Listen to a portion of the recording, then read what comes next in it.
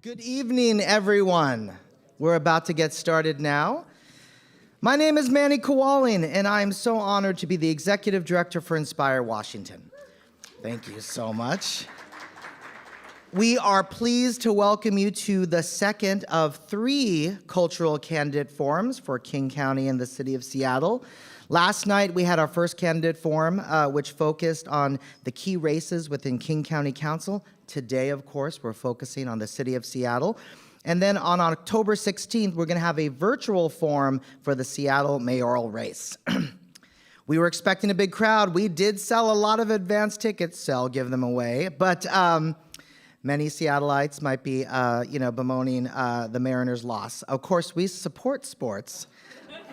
But we're really thrilled that you all came here today. And we also want to recognize that we have lots of people watching from the virtual space, so welcome to as well. Inspire Washington acknowledges that we and our cultural partners statewide are on the homelands of Native peoples who have lived in this region since time immemorial. We pay respect to their elders, both past and present.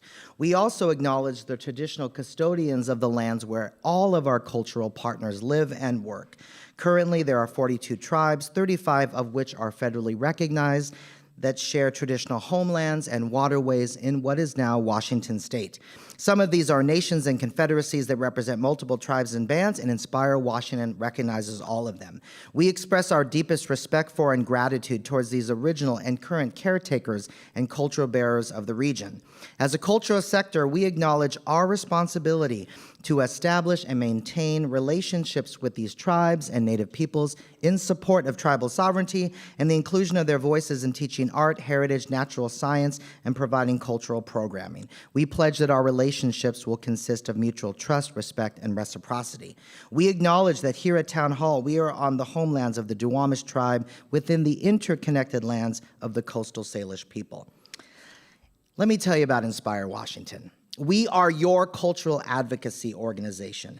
We exist to serve Seattle, every city and town in King County, and everyone throughout Washington, from Spokane to Sequim, from Kennewick to Kitsap, Wenatchee to Whatcom. We serve communities by supporting our cultural partners. They are the ones that provide uplifting programs in science, heritage, and the arts every day within every community and right here in every neighborhood of Seattle. Inspire Washington's advocacy coalition combines and focuses the energy of thousands of people and organizations, businesses that provide science, heritage, and arts activities and experiences to every one of Washington's 281 cities and towns. Why does this night matter? Seattle is a cultural capital of the world. People look to us because of our innovative cultural programming. So the folks that lead our city really matter. There's a lot of important decisions that they're going to make, and we want to make sure that they make them with science, heritage, and the arts in mind. Cultural programs are foundational. They are foundational to a vibrant and thriving community. Our programs and services fill the gaps that local government cannot provide. These programs make positive impacts on the education of young people, on providing health care, helping folks with wellness and well-being, and drive tremendous economic growth, just to name a few. Our work is not nice to have. Our work is necessary. Our work lifts up the communities of Seattle. We have a large and talented workforce, and yet Seattle's lack of affordability really challenges people to live where they work. We also, our programs promote civic pride and spur community cohesion.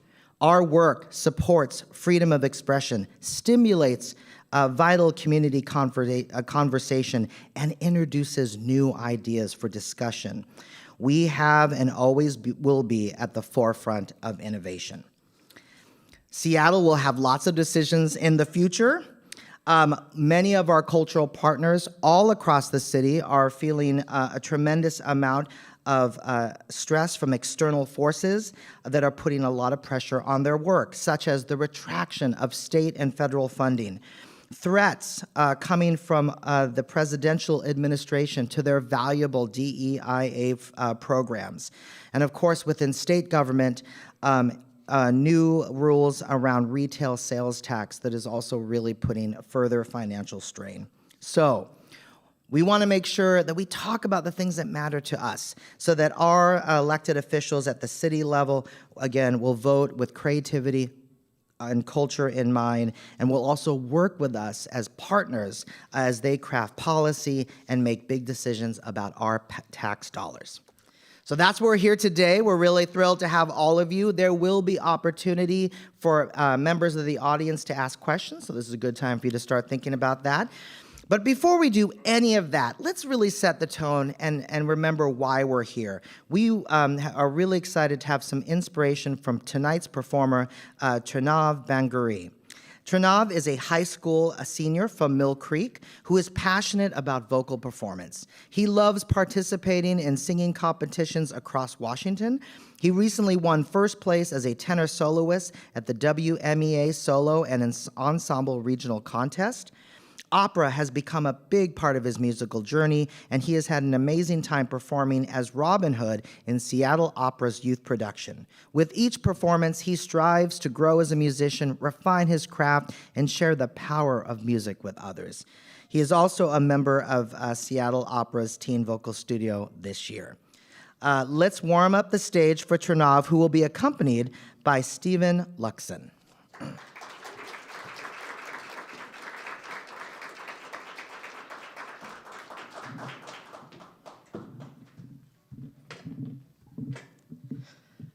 Good evening, everybody.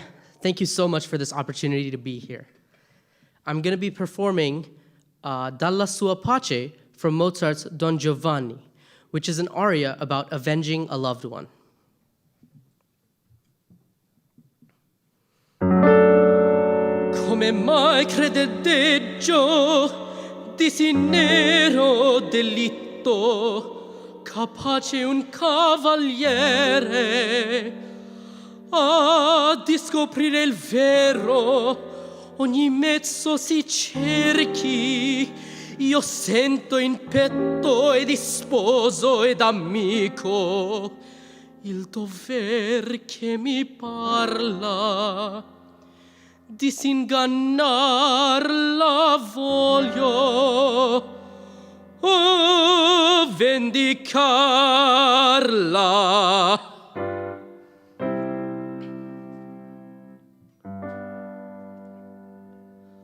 Dalla sua pace la mia dipende,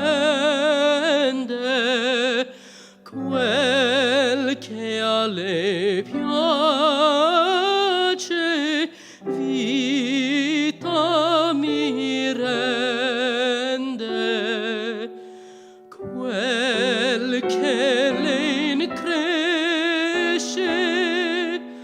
morte mi dà,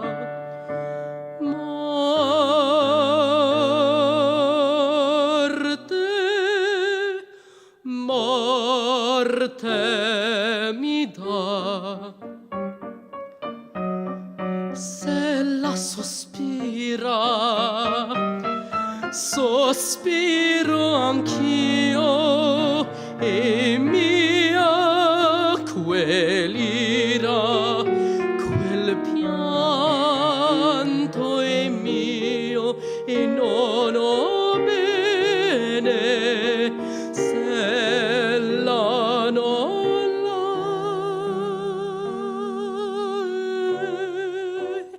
non ho bene se la non l'hai, e non ho bene se la non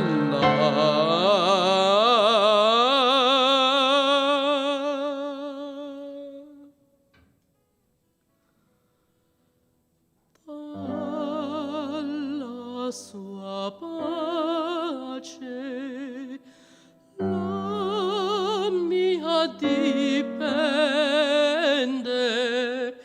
quel che a lei piace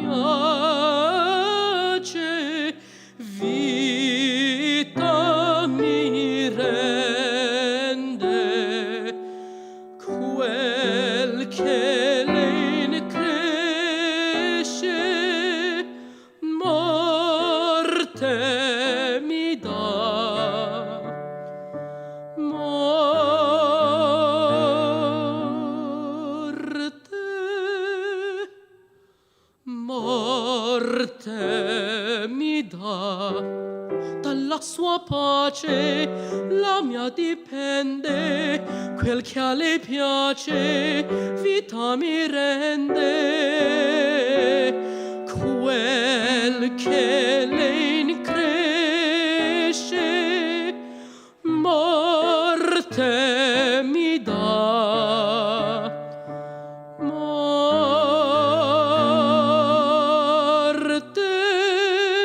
Morte mi dà. Morte mi dà quel che lei incresce. Morte mi dà.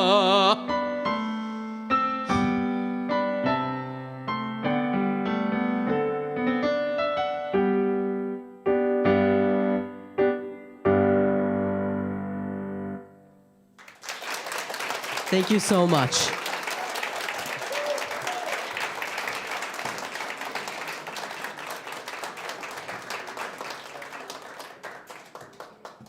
So inspirational. That was amazing. Thank you so much for sharing your creativity with us.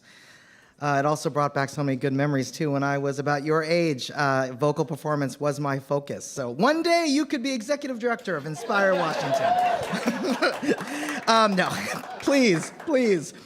That is just one example of creativity that happens in Seattle, all across the city, in every neighborhood, all forms of creativity: music, spoken word, poetry, theater, visual art, photography, all of that is happening. So this is just a good reminder, just a good example of what we're talking about and what matters to this city. And of course, all of the businesses that provide that are kudos to Seattle Opera for running such a great program. I want to talk to you a little bit about how we approach this event as Inspire Washington. We are a nonprofit organization. We do not endorse candidates. We work within the boundaries of a nonprofit.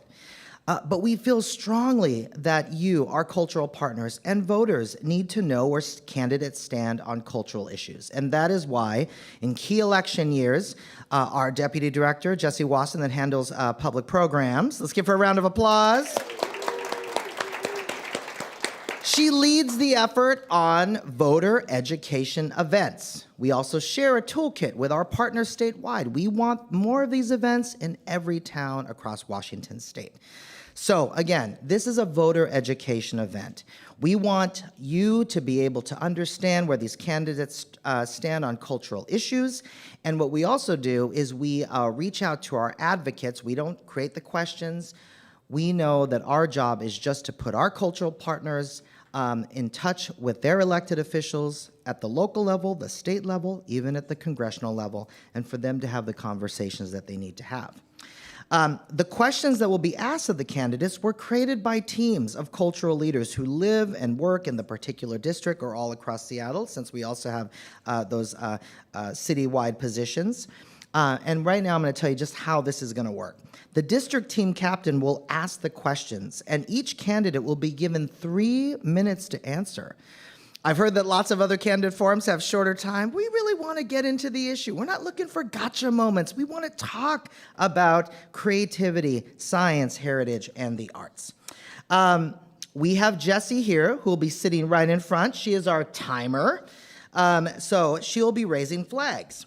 The green flag means keep talking. All right, that's the first flag that goes up. The white flag means you have 1 minute left, kind of start wrapping it up.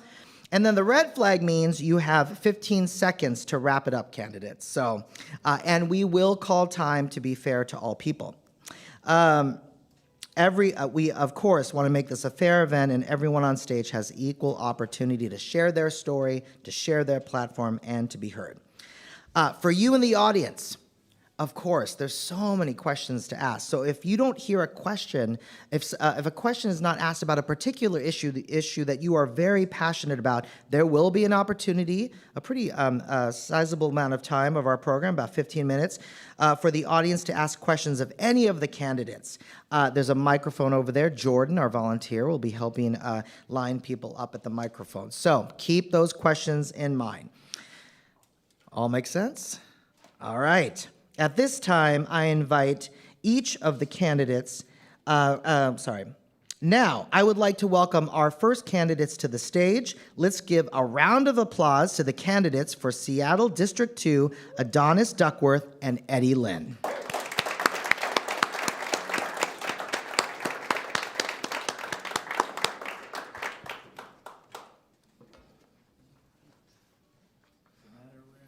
Wherever you'd like to sit. What's going on, Adonis? Good to see you.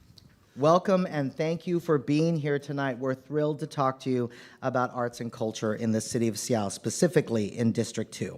At this time, I invite each of you to take 2 minutes to introduce yourself, to share whatever platform you'd like to share, to talk about your impressions or your feelings or your plans and objectives with arts and culture. Jesse will be timing you. For this question, you have 2 minutes.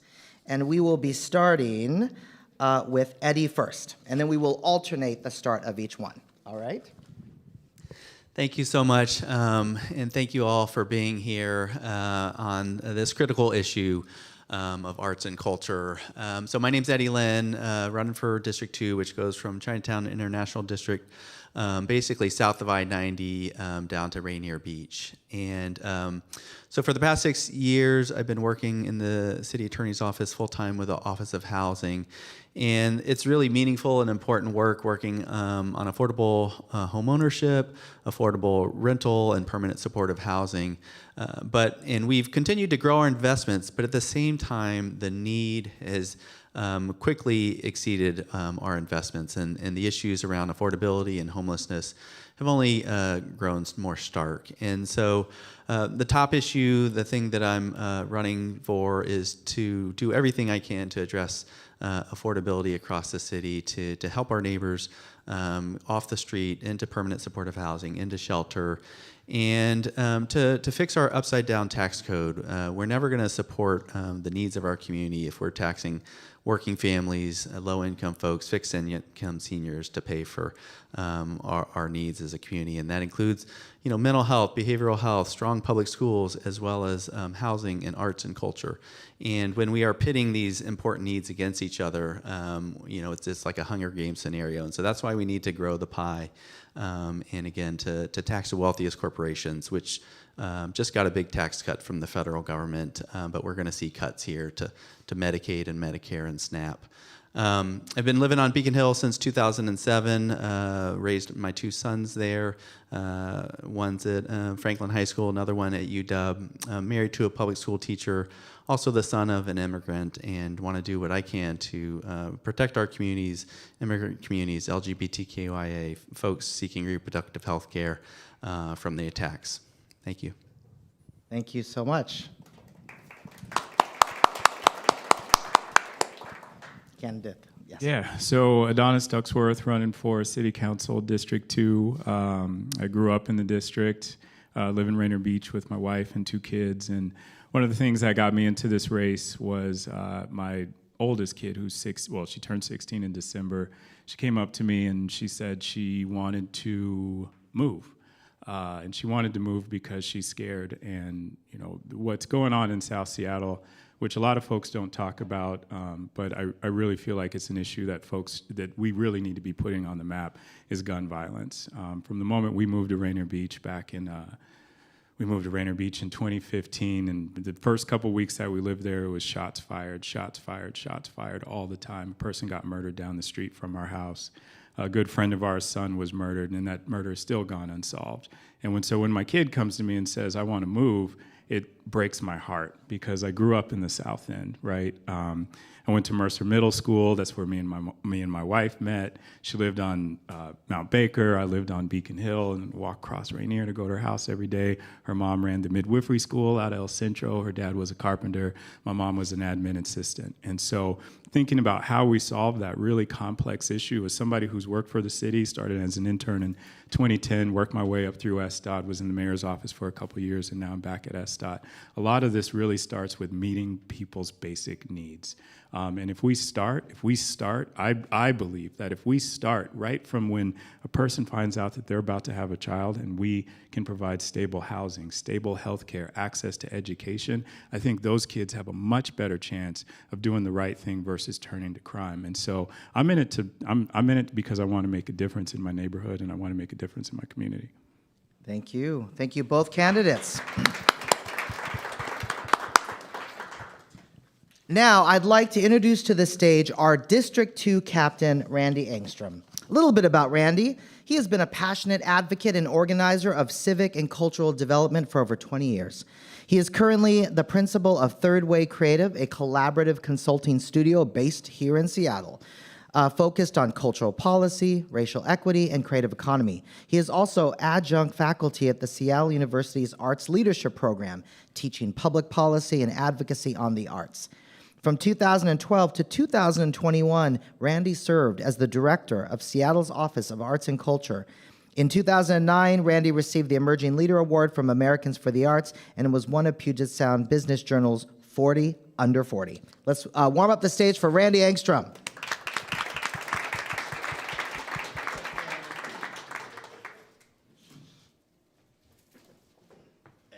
Hey, Randy. Nice to see you. Yeah, good to see you. Adonis.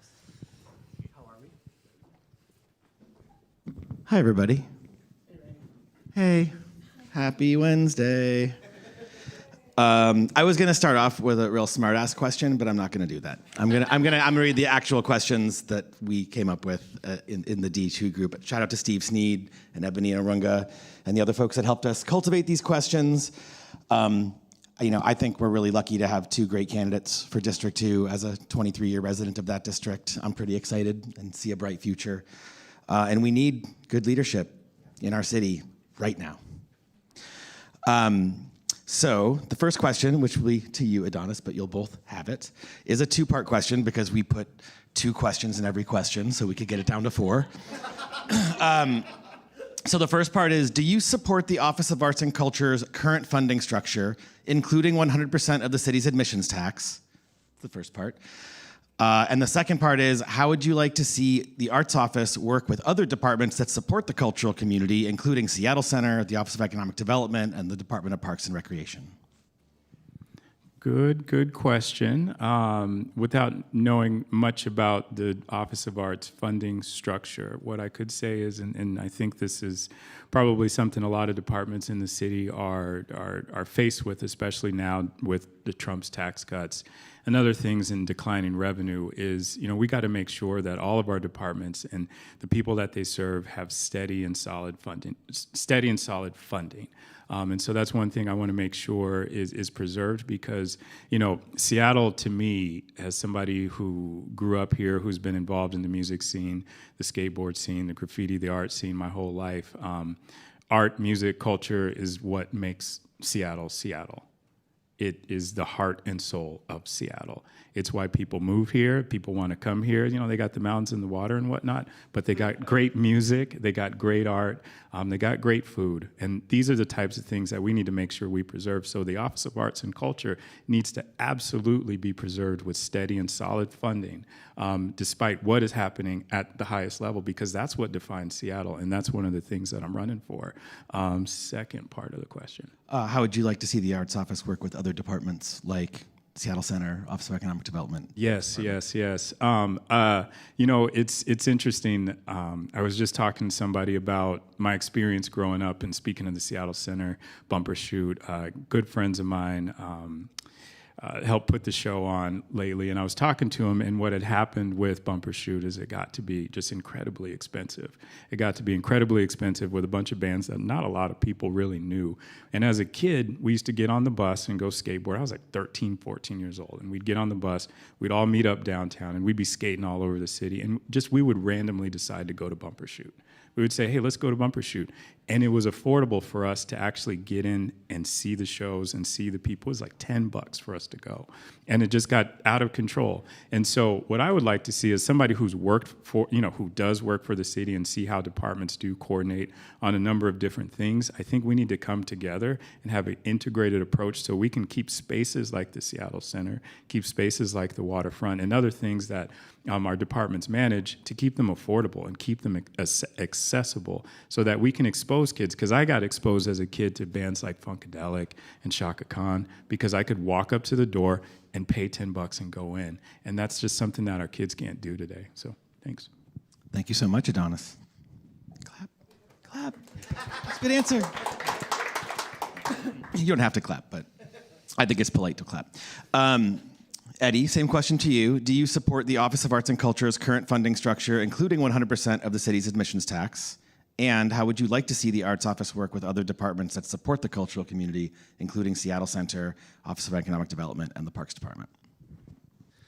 Yeah, and just to tag team or to say what Adonis was saying, people are moving here for so many different reasons, but arts is actually absolutely critical. And it's one of the reasons that we fell in love in Seattle and back in 1998 was the music and the arts and the culture. And, I do remember going to Bumper Shoot and it being a lot cheaper than it is. And I have not gone for a bit now.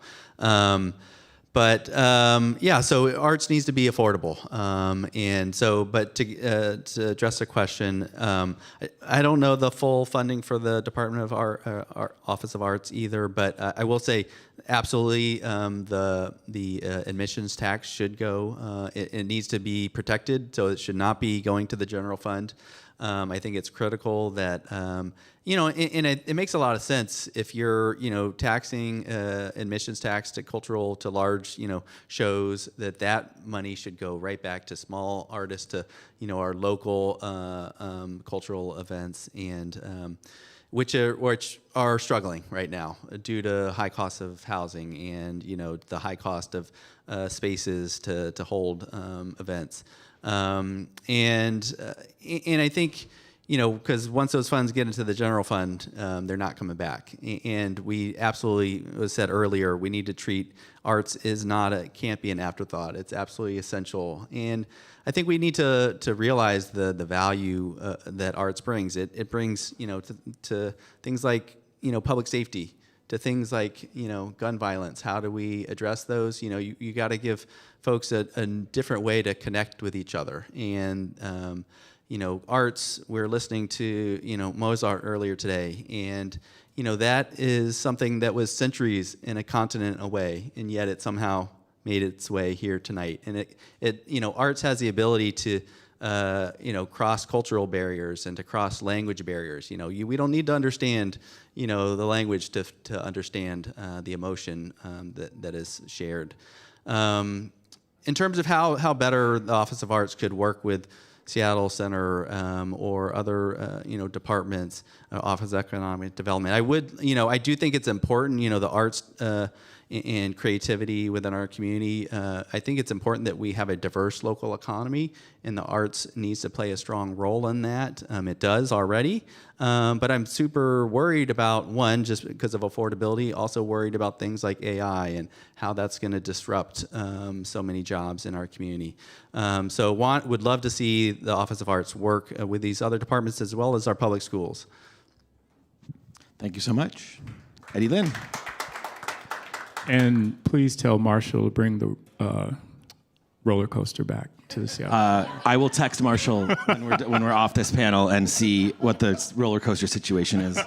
He might not answer my text, but Marshall Foster is a wonderful public servant.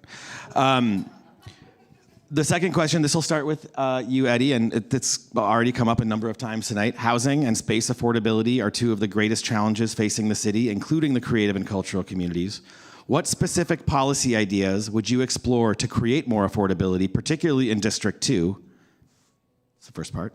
And how can the arts be part of addressing issues like affordability and other civic needs?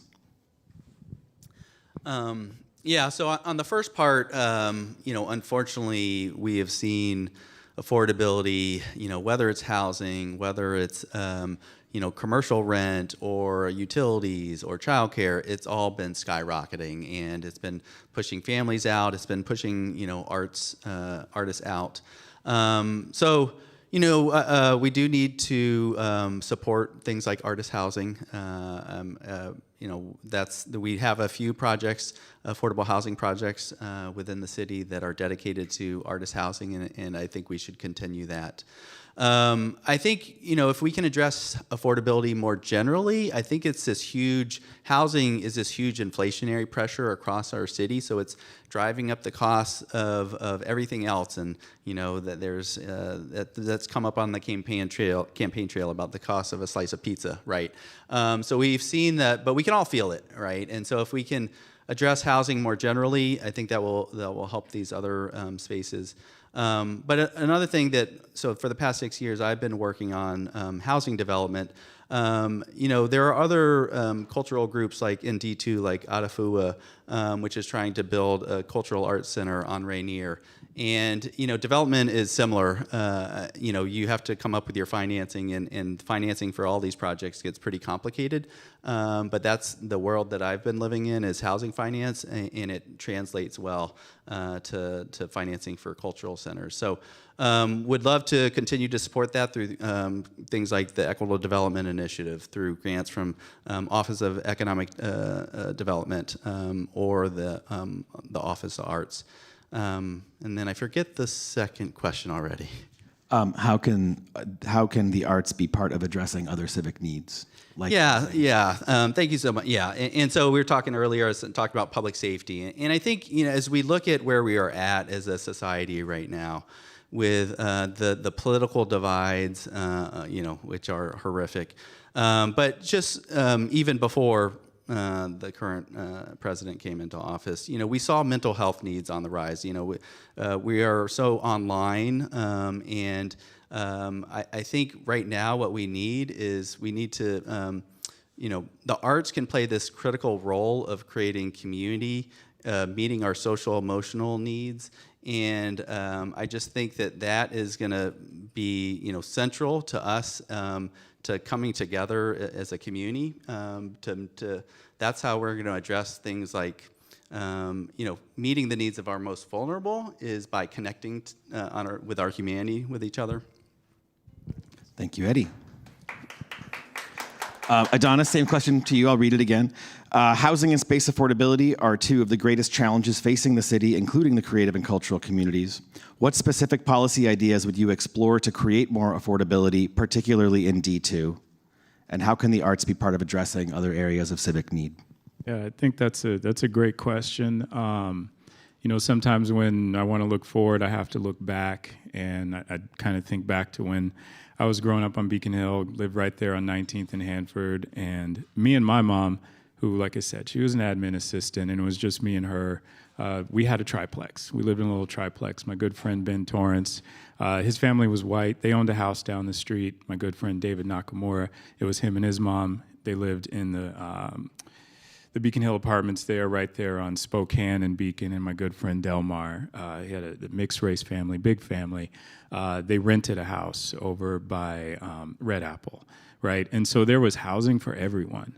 There was housing for all the different needs, and we could all live in a space to where we all looked a little different, we all acted a little different, but we were friends, and we could safely play in the streets, riding our bikes, riding our skateboards, and everyone had a place to live. And that's what I want to see in District 2, and that's what I want to see throughout the whole entire city. So the question is how do we get there, right?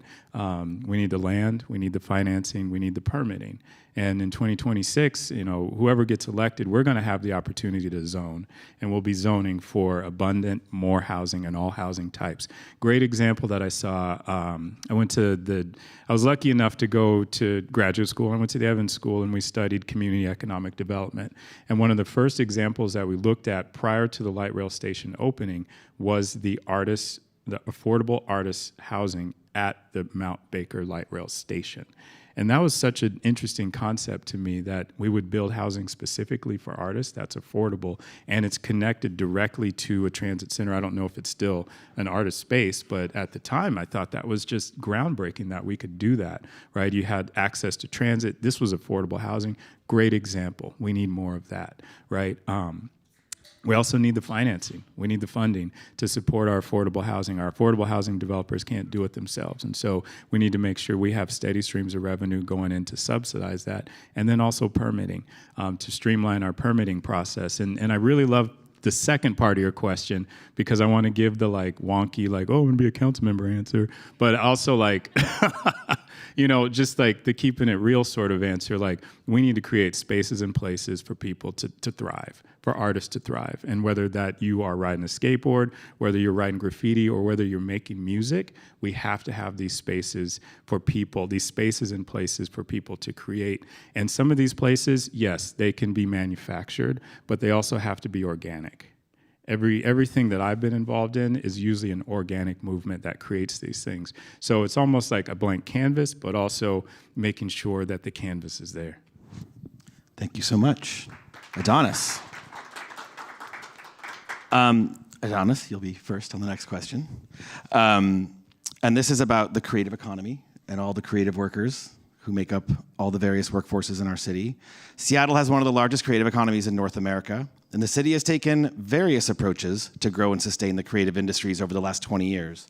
How would you propose best supporting the creative economy in Seattle? As a creative, Adonis. You got this.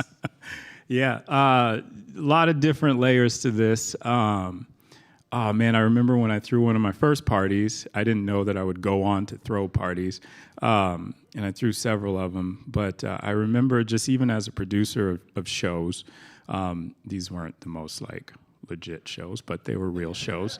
Lots of people went to them. It was like you called one phone number and they gave you another place, and you went to that place and they told you where to go.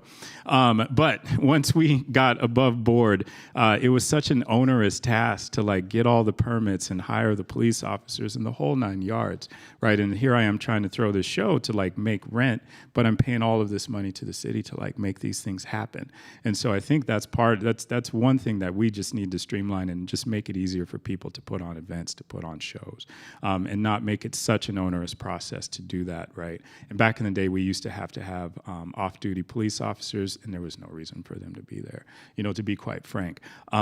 That's one part of it right there. And then repeat the question again, sorry. Just how would you propose best supporting the creative economy in Seattle? And then the wonky answer, but I'm in the transportation department. And so one of the things that I've heard about, I continue to hear about, one thing I experienced too when I was a busboy. I was a busboy at Red Robin, busboy at, what was the other place? Elliott's. And so, and that's how I was DJing at night and bussing tables during the day. But I would get off work super late and there would be no transit. There would be no transit, and I'd have to take a cab, or people who are having a good time. They really don't have a way to get around. And right now, our transit service is really lacking for that economy after hours, right? And so we will have the Seattle Transit Measure, which will be up for renewal next year. And one of the things that I would definitely commit to is having after hours transit, increasing after hours transit for not just the artists, but also the folks who are supporting the artists, the folks who are supporting us in the bars and the clubs, but also the patrons. And then I know I'm about to run out of time, but the other thing I really want to really make happen. I have family down south, and I go down to New Orleans quite often, and I was just down there. And from the moment you get off the plane, you're in New Orleans, right? And then from the moment you get in the taxi to the moment you're in the French Quarter, it is all New Orleans. And what we need there, that is partnership. That's partnership with the ports, that's partnership with our gig workers, and that's partnership with our downtown. And what that does is, that puts Seattle on the map. When you get to Seattle, you're in Seattle. And once you know that, people, they want to come here and work and do all the stuff. So thanks. Appreciate you. Adonis. For what it's worth, I got back from New Orleans at midnight last night, and it is all true. Amazing. Eddie, same question to you. Seattle has one of the largest creative economies in North America, and the city has taken various approaches to grow and sustain its creative industries over the last 20 years. How would you propose best supporting the creative economy in Seattle? Yeah, so we talked earlier about housing affordability in general. I mean, that's critical. I mean, people need to be able to afford to live here. I do think we also need to kind of get out of the way of so not having too large of regulatory other tax burdens for folks that are, like Adonis is saying, trying to throw a show, trying to hold an event, to open up a small business. Maybe they're doing something like an Etsy shop or doing something at the local farmers market. We need to make it possible to, so for example, the B&O tax exemption for small businesses is something that we should be looking at to exempt our smallest businesses, our artists, other cultural community providers from some of these regulations that just make it very difficult to pencil. What was the other part of the question? How would you propose best supporting the creative economy in Seattle? Best supporting the creative economy. One other part that I'd would like to think about is to talk about sort of the being able to get around at night through transit. I think as we transform as a city, we need to transform to have more dense, walkable, transit-rich neighborhoods, and to create sort of that density which supports small businesses. I think it also supports the arts community, the cultural community, because people can, you have enough a density that people can come and get to your event easily. I think let's see. Yeah, I think that's the rest of it. Oh. Great. Thank you so much, Eddie. All right. We've made it to the last question. This one also has two questions. Because, although they're kind of related, and you could take as much time as you want, but it'll start, I think, Eddie, you're up this time. Following my script correctly. Thank you, Jesse, keeping us on task. Do you regularly attend any arts and cultural events or performances? And what was the last one you attended? The last event I attended was an event at King's Donuts, and it was a Cambodian dance performance, and they're going to have a mural at King's Donuts. And right before that, attended an event, a Talipapa event at Filipino Community of Seattle. Also had dancing and a lot of small vendors there. I was thinking about sort of the types of events that I've attended during my time in Seattle, and I think it's sort of changed over time, because when I first moved here, we were young adults and we didn't have kids, and so we would go out to bars more often, or to the Showbox at the time, and then once we had kids, especially when they were younger, we would be attending things that were more family friendly, so things like the children's theater events. And now we're at the stage where our kids don't want to be around us. So we can start kind of doing the more adult events again. I love to, I live near Clockout on Beacon. There's a lot of great shows there. I really love going to the small music events down in Columbia City with the Royal Room, and I have a friend that will invite bands over every summer, and he has some pretty good folks come play in his backyard. But when I think about when I feel most sort of connected to community, it's attending these events, experiencing something. You're not thinking about whatever else is sort of happening during the day. You're there in the moment, and you're there with your community, and I just think that that's so critical. One other thing I was thinking earlier, that when I kind of had a brain freeze, was about creating these public spaces. So places like the waterfront, places like the Ferdinand, street. So where we can, have these festivals, where we can have these third places to come together, and I think that those would be also ways to support the local arts community. Thank you so much, Eddie. Eddie Lynn. Final question for Adonis. I'll read it again. Do you regularly attend any arts and culture events or performances? And what was the last one you attended? And the short answer to that is yes. And I'll get to the question, but for some reason it makes me think like I don't come from, I guess you would say, the traditional arts and culture space. Our families, folks are from New Orleans and Mississippi, and it was like all vinyl records and the Commodores and stuff like that growing up, my parents playing records. But when I met my girlfriend at the time, who's my wife now, I'd go to her house and she'd talk, her family, they lived over on Mount Baker, and they would talk about these folks called the Sudakawas. And I was like, okay, why do you keep bringing those people up? Who are they? Anyways, and then we were watching this thing on TV, and it's like this guy made this big sculpture, and it's like, oh, that's a Sudakawa. Oh, gotcha. Those are your friends. And it was like, oh, you guys know some like fancy artists. That's pretty cool. Good for you guys. But growing up in the city, obviously, as a kid, going to all the shows and doing all the things. Seeing all the bands at Memorial Stadium, like Soundgarden and stuff like that. Really cool stuff. But back to the actual question. So my two daughters are dancers, and they dance at Rainer Dance Center. And they've been dancing at Rainer Dance Center for the past 10 years. And it is just such an amazing thing to see them when they do their performances and they do their art and they do their shows. And so we regularly attend. They do 2 recitals a year plus multiple competitions because they're on dance teams as well.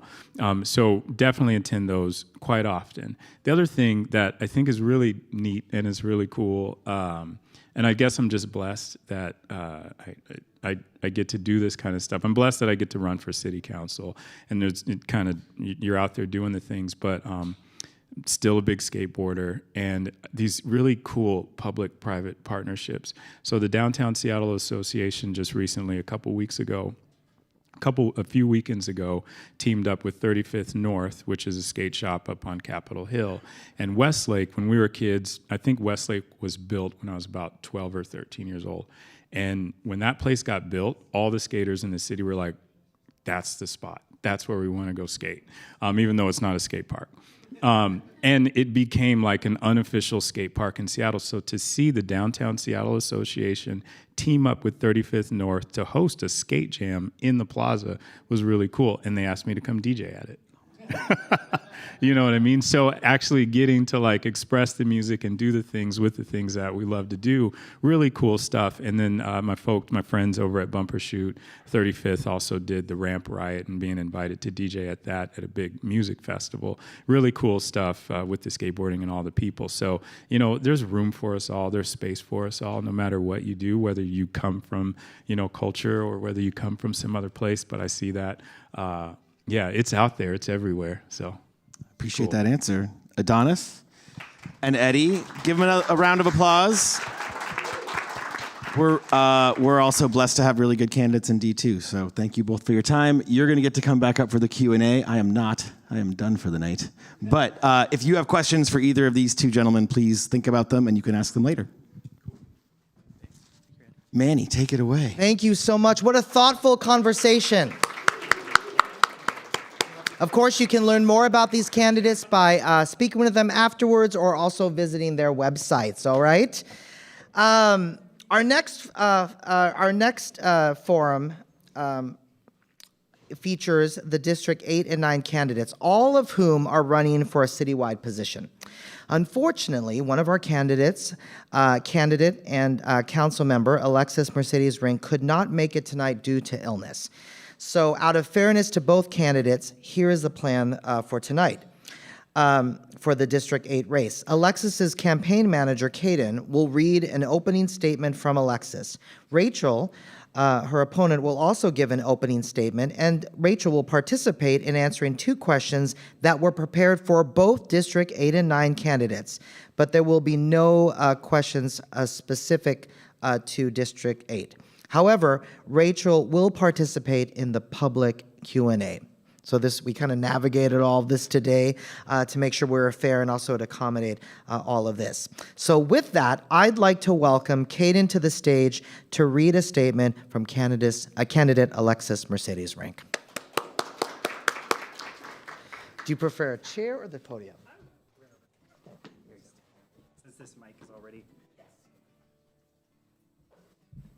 Sorry, I'm a little tall. It's fine. It's picking it up great. Well, good evening, everyone. My name is Caden. I am Councilmember Rink's campaign manager, and I will be reading a statement on behalf of her tonight. So here we go. Alexis is sorry that she cannot be with us tonight. She's been sick the past few days, and it's really a bummer for her to not be able to come out and connect with neighbors, but she does hope that this encourages you all to get your flu shot. Alexis is a renter and someone who takes the bus to work every day. She went from waiting tables next to the Space Needle to working on policy at the UW Tower and is now serving us all on the Seattle City Council, fighting for a city that works for all of us, not just the wealthy few. In her work across communities, Alexis garnered a reputation for bringing people together around finding solutions and making them happen. She got her master's degree at the University of Washington and worked across 39 cities and over 100 different organizations on housing and the health of our communities.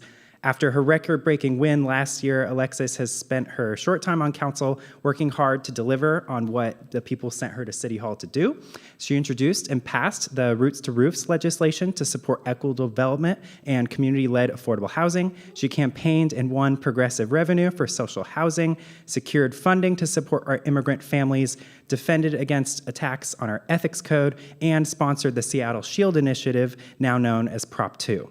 The Seattle Shield Initiative will rebalance our city's business and occupations tax to lower taxes for the 90% of smallest businesses in Seattle while growing much-needed tax relief for them while asking for our top 10% of businesses to pay their fair share.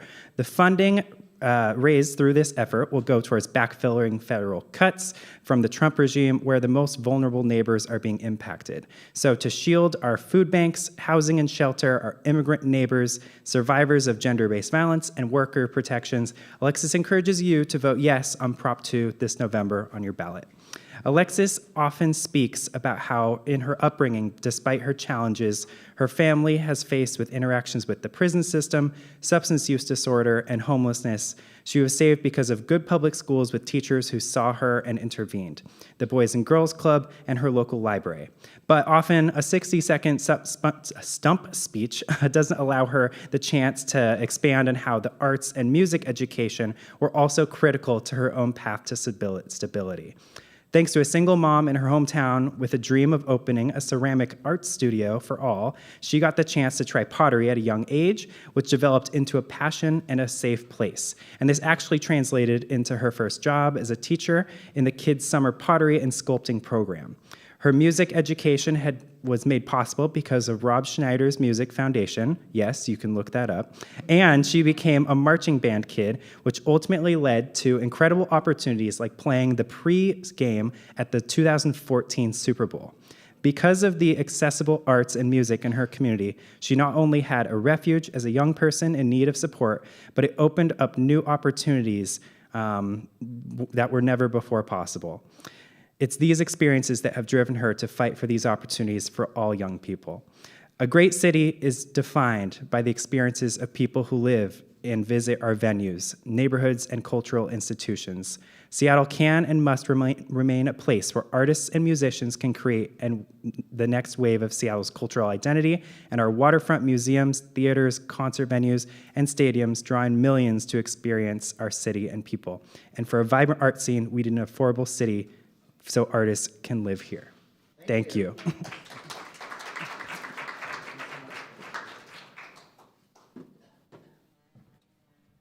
All right, now I would like to welcome to the stage Rachel Savage, candidate for a citywide district position number 8, and Dion Foster and Sarah Nelson, candidates for citywide district 9. Let's welcome them to the stage, please. All right. You can take whatever chair you like. Okay. Thank you. Hello. Hello and welcome. First of all, let's be real, people. It is a lot of work to run for office. For every candidate you've seen, they have jobs, they have family and personal commitments, and they also spend time talking to us about the role they want to play in cities. So let's all thank them for the hard work they're doing right now. Thank you, thank you, thank you, thank you. All right, we're going to start with opening statements. You will each have 2 minutes, and again, to refresh, if you didn't, I'm going to refresh your memory on the flags. The first flag that will go up tells you that your starting time, that's kind of like, you've got lots of time, you've got all the time. And then the next flag will go up when you have 1 minute left, right? And then the red flag goes up when you have 15 seconds left, so wrap it up. Okay, all right. Okay, so this is your opportunity to provide opening statements. We will start with Rachel for the citywide District 8 position. That's the same race that Alexis Mercedes Rink is. And then we will move to Dion and then Sarah. And then when we, later on, when we do the questions for District 9, we will alternate who starts. All right? Okay. Rachel. All right, my name is Rachel Savage, and I'm running for Seattle City Council position 8. So that's a citywide position. Anyone in the city of Seattle can vote for me. And the reason I'm running is I'm a business owner. I've had a business on Capitol Hill since 1998. I think my opponent was a toddler when I bought my business. And so I've seen the city of Seattle change, especially my neighborhood, which is the arts and culture center of the city, Capitol Hill. And I've seen it change, especially in the last 6 years, but really going downward over the last 13 years. The lawlessness due to the dismantling of our law enforcement system, the drug epidemic, fentanyl, methamphetamine, and the severe mental illness epidemic came to my doorstep. So I've seen the city vibrant and beautiful and prosperous, and lots of stuff going on, a beautiful night scene, lots of music, to nobody hardly goes out anymore. I'm in danger. I don't have employees anymore. They were in danger every day on the street. And my solution, my plan is to completely change the way we treat drug addiction and severe mental illness in our city and bring back law enforcement to help bring people to the treatment that they need. Just when I was on my way here tonight, I saw a severely mentally ill man on the corner taking off his clothes, bare butt, no shirt, screaming, writhing on the sidewalk just 2 blocks from here. This needs to end. We can do better, and we must. But we have to change the way that we're treating addiction and mental illness and bring back law enforcement to our city so business and the arts can thrive. So more about my plan as the night goes on. Thank you. Thank you, Rachel. And now, Candid Foster. You have 2 minutes. Hi, everyone. Thank you so much. Thanks for spending your evening with us tonight. My name is Dion Foster, and I'm running for Seattle City Council position 9, and excited to talk about arts and culture this evening. I'll share a little bit about myself. Part of the reason that I decided to run is because I'm a mom raising my son in the city, and 12 years ago when I had him, my family was in a very different position than we're in today. We were using Apple Health, Medicaid, and other things to kind of make ends meet in Seattle. I was working as a waitress, and his dad, who's actually a full-time artist and cultural worker in the city, was working as a bartender. And I went on to get my master's in social work from the University of Washington, work as a community organizer, as a policy advisor for the city of Seattle, and make investments around our city that were really designed to make Seattle a better place for all of us. So that goes from working in Seattle Public Utilities to help support the delivery of the utility discount program, to working at Seattle Foundation, where we helped move resources into arts and cultural organizations, as well as groups that were doing housing and so much more. And then most recently serving as executive director of Washington Progress Alliance, a statewide group working on trying to make Washington a better place through investments and delivery. So I decided to run for city council because I want to bring that experience, both personal and professional, to City Hall to work on the issues that I think think are really important to all of us. For me, that starts first and foremost making sure that we are working on affordability and delivering on housing. I'll talk probably a little bit more later, but my co-parent actually lives in subsidized artist housing in the city, and that is the only way that he was able to then make a career in the arts field. And so I know how important those investments are, and I definitely want to bring the fight for those to City Hall. So thank you for having me. Thank you very much. And now, Councilmember and candidate Nelson. Can you remind me what Sure. that white flag The green is? flag is the first. White flag is 1 minute left, and red flag is 15 seconds left. And when she starts shaking it, that means time. Good evening, everyone. Thanks for coming out tonight. My name is Sarah Nelson, and I'm running for re-election to position 9. I am a 35-year Seattle resident, a lifelong Democrat, a wife, mother, and small business owner. And I ran 4 years ago because I saw a city in need of recovery. And I thought that the fresh perspective of a small business owner could do some good, could really maybe accelerate the recovery that small businesses needed to get over the pandemic and get thriving again. So, in my first year in office in 2022, I started the Seattle Film Commission. What does that have anything to do with what I just talked about? Well, I did that for 2 reasons. Number one, because I had come to understand film as an extremely diverse when it comes to all the jobs and disciplines that it takes to produce a film or video, et cetera. Very diverse and could support a lot of these segments of the artistic sector, but also because that's jobs. And that is generating economic activity. And so that's the perspective that I took. And the second reason why I did it was because the members of the Film Task Force told me to. Frankly, they had been mobilizing for years for a film commission because they wanted to see local government put some skin in the game, and also because they saw a film commission as a tool to advance equity in the film industry locally and also hopefully nationally.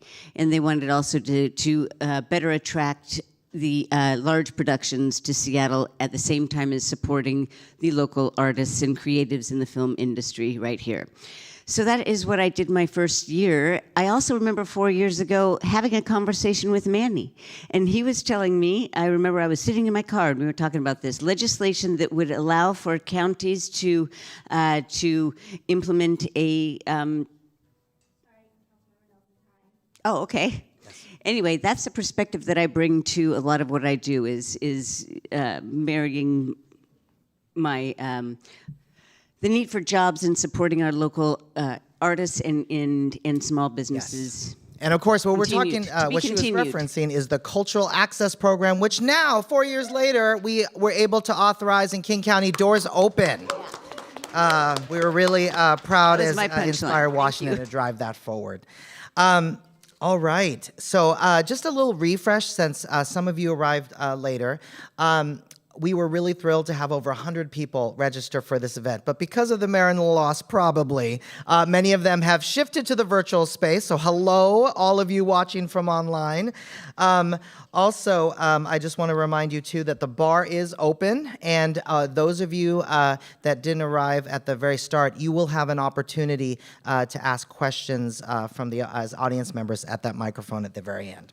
All right.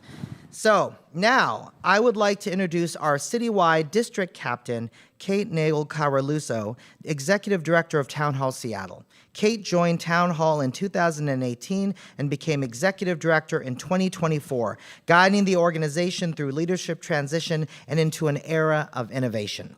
Kate built her career in nonprofit fundraising and organizational development, grounded in a belief that shared spaces, shared stories can transform communities. She's a graduate of Leadership Tomorrow's class of 2024. She now serves on its board of directors and is a participant in Harvard University's Young American Leaders Program.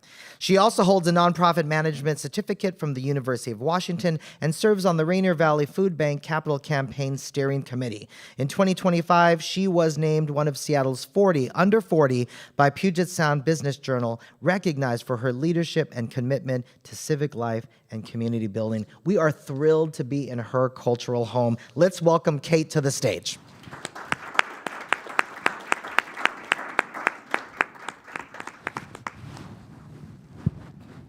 Another round of applause for Inspire Washington and Jesse and Manny.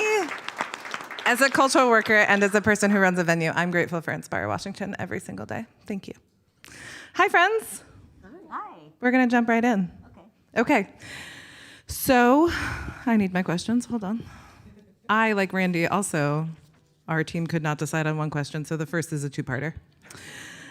Seattle's changing fast, and so is its cultural life. What role should City Council play in shaping Seattle's cultural future? And what do you want our arts landscape to look like by 2035 if you've done your job well? And your follow-up is, what is the last local cultural event you attended and you personally purchased tickets for? And, oh no.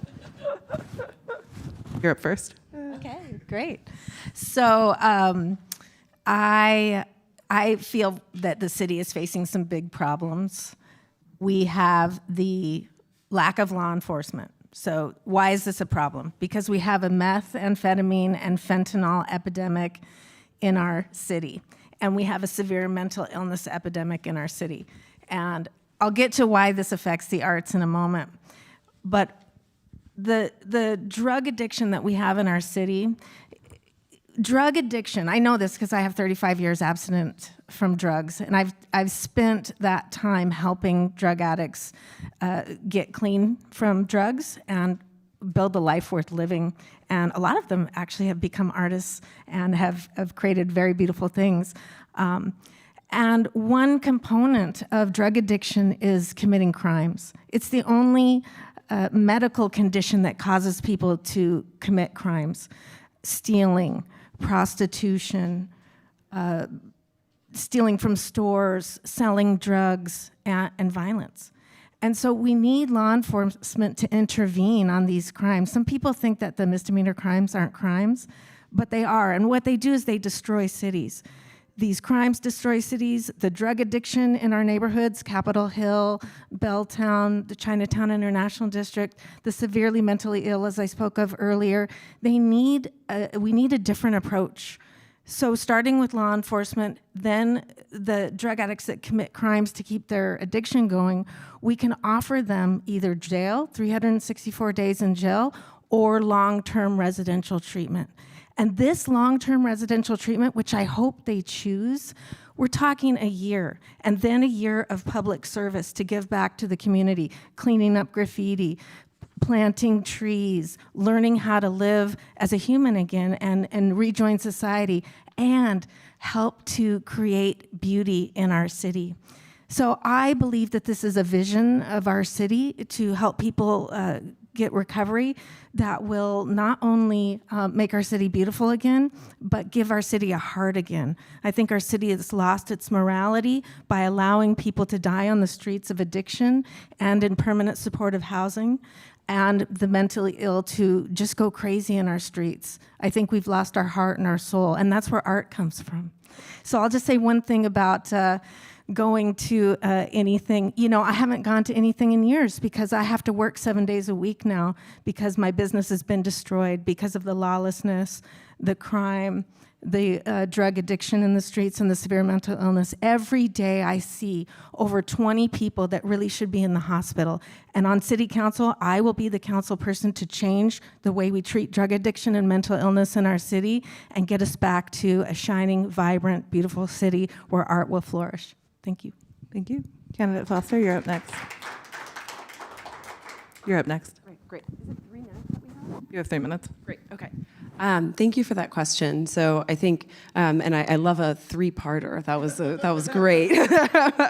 When you said let's have some fun, I knew we were in for it. So I think part of your question is about the future for arts in Seattle, and the way that I think about our arts and culture society is that it's a complex network that involves many things: individual artists, arts and culture organizations, and also, cultural workers who are also part of that, whether that's through graphic design or software engineering or other parts that are sort of in the creative field. So I think it's important to make sure that we have a future where our arts and culture organizations are thriving and are stable. I know that a lot of orgs still have not gotten back to pre-pandemic revenue levels, and are seeing increased costs, as well as still not seeing as many people come back to shows as we've seen before.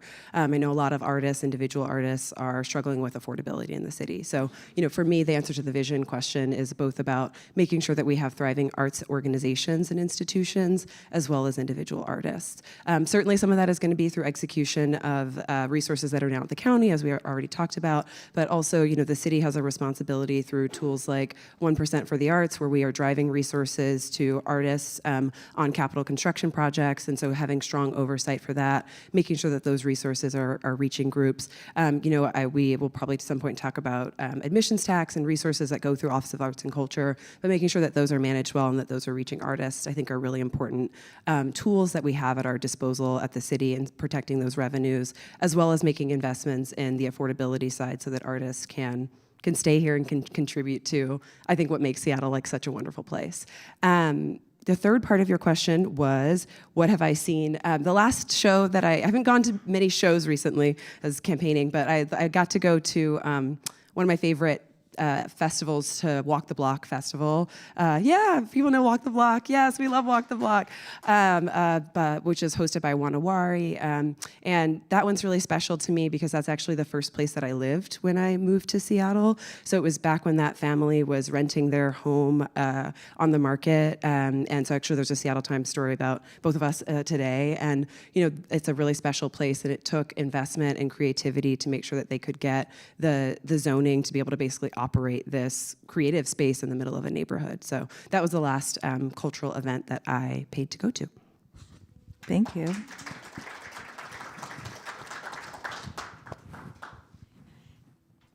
I'm going to take the second part of the question, or the last question first, and admit right now that I am an appreciator of the arts, but I'm not a frequent patron. And I would have to say that the last thing I bought a ticket to was show at the Crocodile, Nightwave, and the Underhills, because I like dancing, and I am just that's just it's an example of my my lack of connection to the arts community. But I can appreciate and I can support. You don't have to be a mega patron to understand how important the arts are to Seattle in general, our cultural life, but also our economy. And that is why I opened by talking about why I started a film commission, because, and I'll just finish that story, not only does it support our local community, but it can draw major production, and we just had, as a result of the film commission, we just had a major motion picture that headquartered in Seattle and filmed a movie about a road trip across the country, but all of the scenes were filmed in Washington and in Seattle. That's a switch. And so that is what I want to do more of, is use our local labor, our local creatives to make art that is appreciated nationwide. And I also wanted to note that, yes, we have come a long way since the conversation with Manny before, but I understand that we've got a long way to go now that we do have open doors.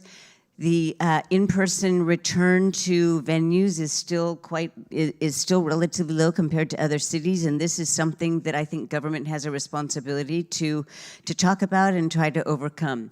We can do this partly by preserving the ad tax for a dedicated funding source for the Office of Arts and Culture, or Arts, to use for the support of our Black and Brown artistic and arts and culture institutions. And we can also make sure that the funding designations for Open Door are going to, that there is some accountability over that. My whole point when I'm talking about commerce follows culture is that people talk about sports, people talk about the arts, but only sort of as an oblique extra. That has got to change.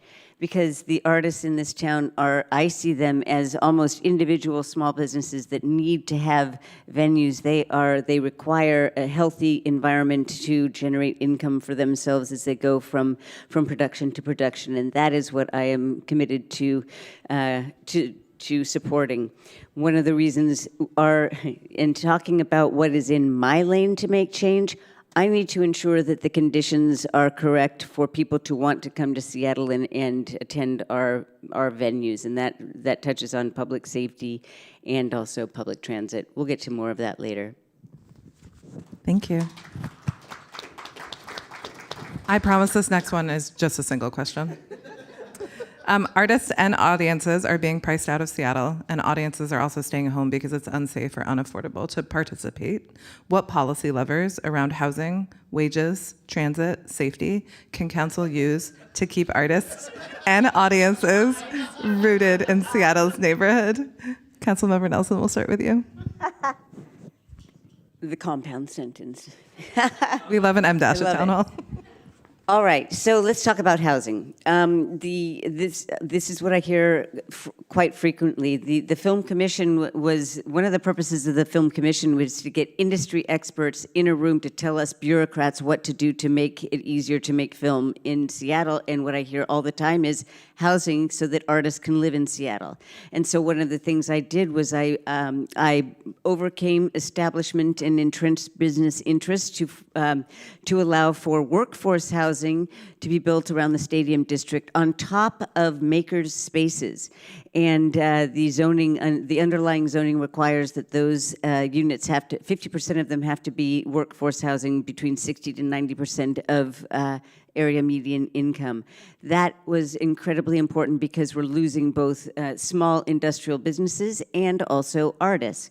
And this is artists and makers, but and so I'm very proud of that accomplishment, because it will add to a gaping chasm for housing that is priced at what artists really need.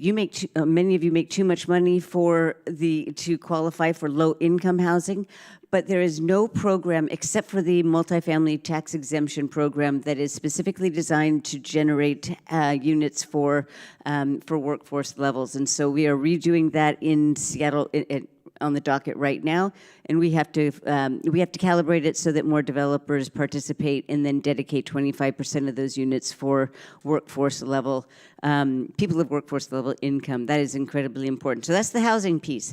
Also, public safety. We need to make people feel safe taking transit into our downtown and into our neighborhoods so that they can take advantage of shows at night. They need to feel safe, going from transit to the venue, and they also need to make sure that they have a way to get home in the evening. And I'm sure that we will be talking about extended hours for transit when we're renewing the Transportation Benefit District. So there are a lot of things that touch directly on Seattle specific policy, but I see it all tied up together that the arts should not be thought of as a separate, apart industry from the ecosystem that is our not just business community, but what generates the jobs, income, and creative energy of the city that makes this town so great to live in and always a cultural destination.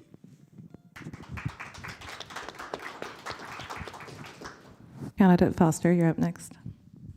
All right, housing, wages, transit, safety. You got it. Got it. I got your style. So I think this is important. I'll just tell quickly a story. So I mentioned that my co-parent lives in subsidized artist housing. He lives in subsidized artist housing because he basically camped out on the street overnight when that apartment building was opening up, along with lots of other people who were basically trying to get in line to get in the door to get access for that housing. And so that demand is huge. And I think it's important that we continue to invest in spaces that are specifically for artists. Not only that, but those spaces at the ground floor have ground floor commercial. And that ground floor commercial is subsidized. And I have seen some of the coolest stuff come out of those units because artists have the ability to live upstairs, upstairs, work in their unit downstairs, and that's just been a really incredible opportunity. And so I think those investments where we are saying we're going to do, whether it's through Art Space or other cultural institutions, is critical for our city. We have an opportunity. The other thing that's really important to me when I think about folks who are in arts and culture is recognizing that there are, for many people, wage fluctuations, right? So you may get a big project one year and you might not get a big project the next year. STG might have 2 shows that can cast you, or maybe you're not able to get on with those projects. And so I think that's just an important thing when we're looking at and understanding the needs of, and again, the cultural sector is big and broad, but for some artists, that's a really important part of that. And so to me, when I think about things like making sure our social housing developer is successful and can get implemented well, with so many, I think, was it 68% of Seattle voters voted for Prop 1A. I'm the only candidate in my race that supported 1A. And I think it's important to make sure that we're able to implement that successfully so that people have the opportunity to just be paying 30% of their rent. So much of the city is rent burdened. And so it's both those subsidized units, but also making sure that that developer is successful. On wages, again, artists are so many things in addition, the flag, okay. So many things in addition to the art and culture that they bring to our city, and many people are working other jobs and gig jobs or other things. So making sure that we're protecting minimum wage standards for workers around the city is going to be critical. And our investments in the Office of Labor Standards. We know that at the federal level, the National Labor Relations Board is being dismantled. And so when I think about people who are holding down 1 or 2 jobs so that they can contribute to the arts sector, I want to make sure that we are protecting those folks from any kind of wage discrimination, wage theft. Transit, I'll absolutely agree on after-hours transit. I heard folks talk about that before, and I think that's something that we share. We'll have the opportunity next year with Seattle Transportation Measure. That's important if you're working at the Crocodile or any other late night venues or any places like that. We need to have that. And on safety, the city has a report that was that OED did last year that looks at using the arts and culture sector to activate more safe and connected places. So I'd start there.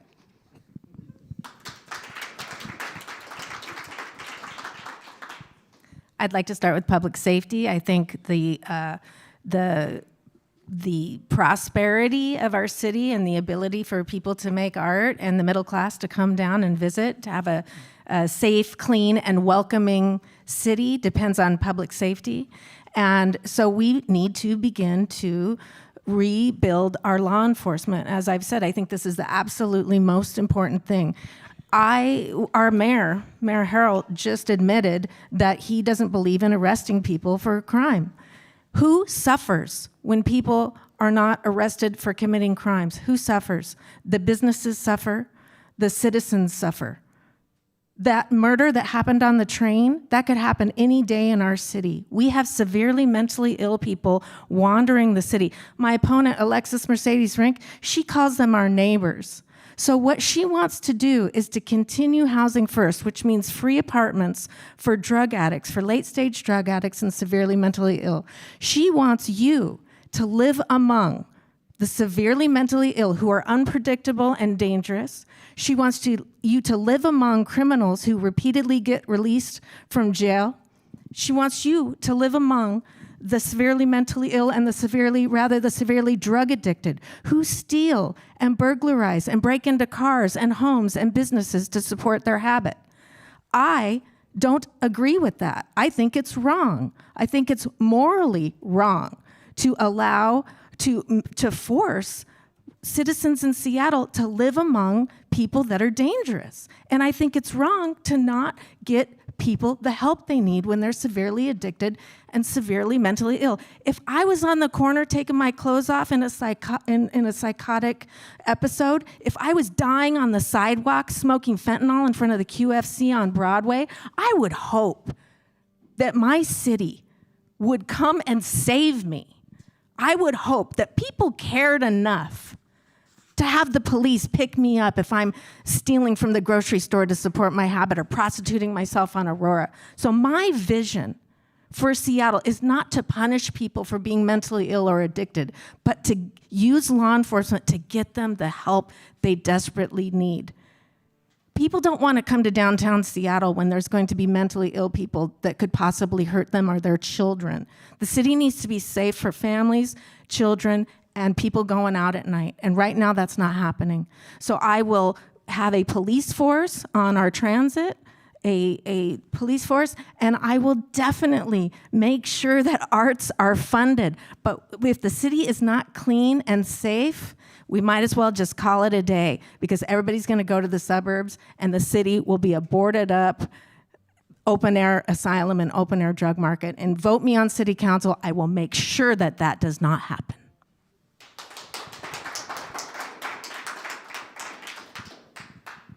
And now, actually, you're going to step off stage because we have just a few questions for our number 9 positions. Thank you.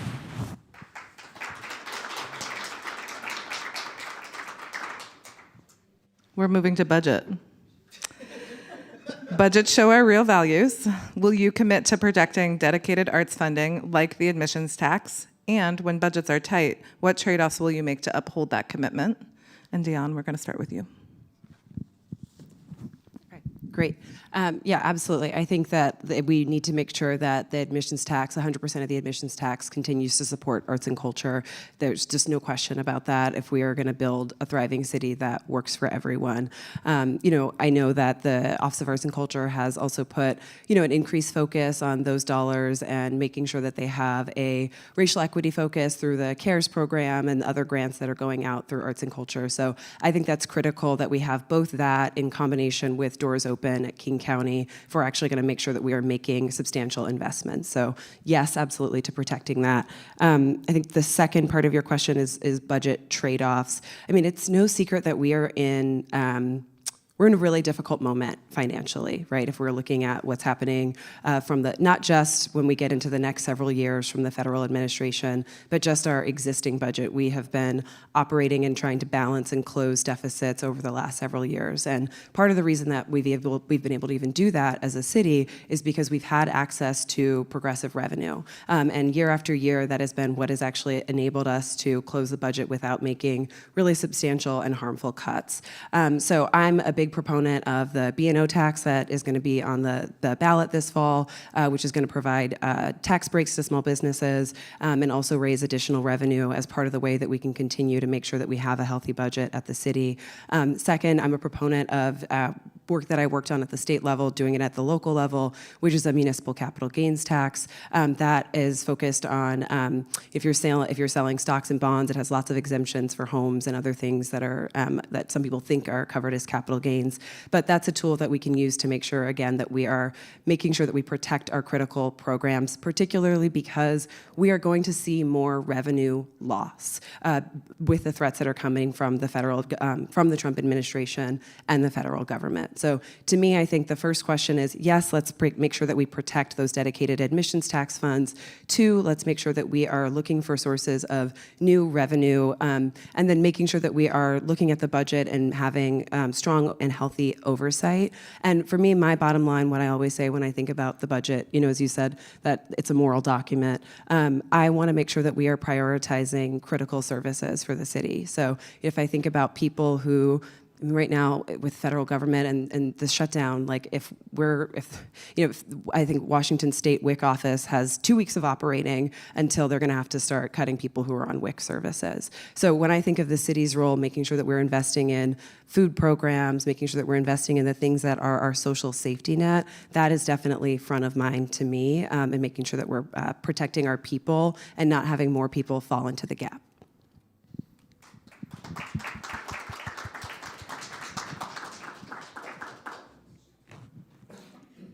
I hear a lot of nice things that we should be funding, but I think that there's broad agreement over that all those things are positive for not just artists, but for our whole community, especially people that are struggling economically. The question is, you learn on council that comes with some hard choices. And so one of the things that doesn't require a cut from one thing to add to another is simply growing revenue. And one thing that's not talked about very much is that we have to help our struggling small businesses and artistic institutions generate revenue. That grows our tax base, and it also allows us to then fund the programs that help some of the most marginalized in our cities. So we always have to think about it's not just cuts or more taxes. It is also helping our small and struggling small businesses thrive. And artists, I see again as trying to grow their own business for themselves. I know that most arts institutions are nonprofits, but I am also saying that they operate according to some of the same economic principles as small businesses. They have got to generate revenue and make a production. So I also wanted to note that the model that I just heard my opponent describe with artists being able to live where they're making art, that is precisely the model that that my legislation for the Makers District sought to and then will produce. It's a makers district with small makers on the bottom, and that can be seen as light industrial. It can be glass blowers, artists, whatever. And that floor space is subsidized, and also the living spaces above. And the port rejected it or opposed it simply because 1,000 more cars would be on the road in an area with 5 million visitors to the stadiums. It didn't make sense to me, so I went for it, and I'm proud of that. But the point is that the government needs to prioritize when we talk about preserving the ad tax for the Office of Arts and Culture. We also have to prioritize that funding for arts and cultural institutions that are led and serve Black and Brown communities. And so we really do have choices to make in how that money goes out the door, and I'm committed to doing so because those institutions do not have a lot of the resources that are necessary to weather hard times that we see in the economy going up and down. So I will simply, am I getting in? What was the question again? You're doing great. Is that red flag? I'm done? Okay, I'll be done now.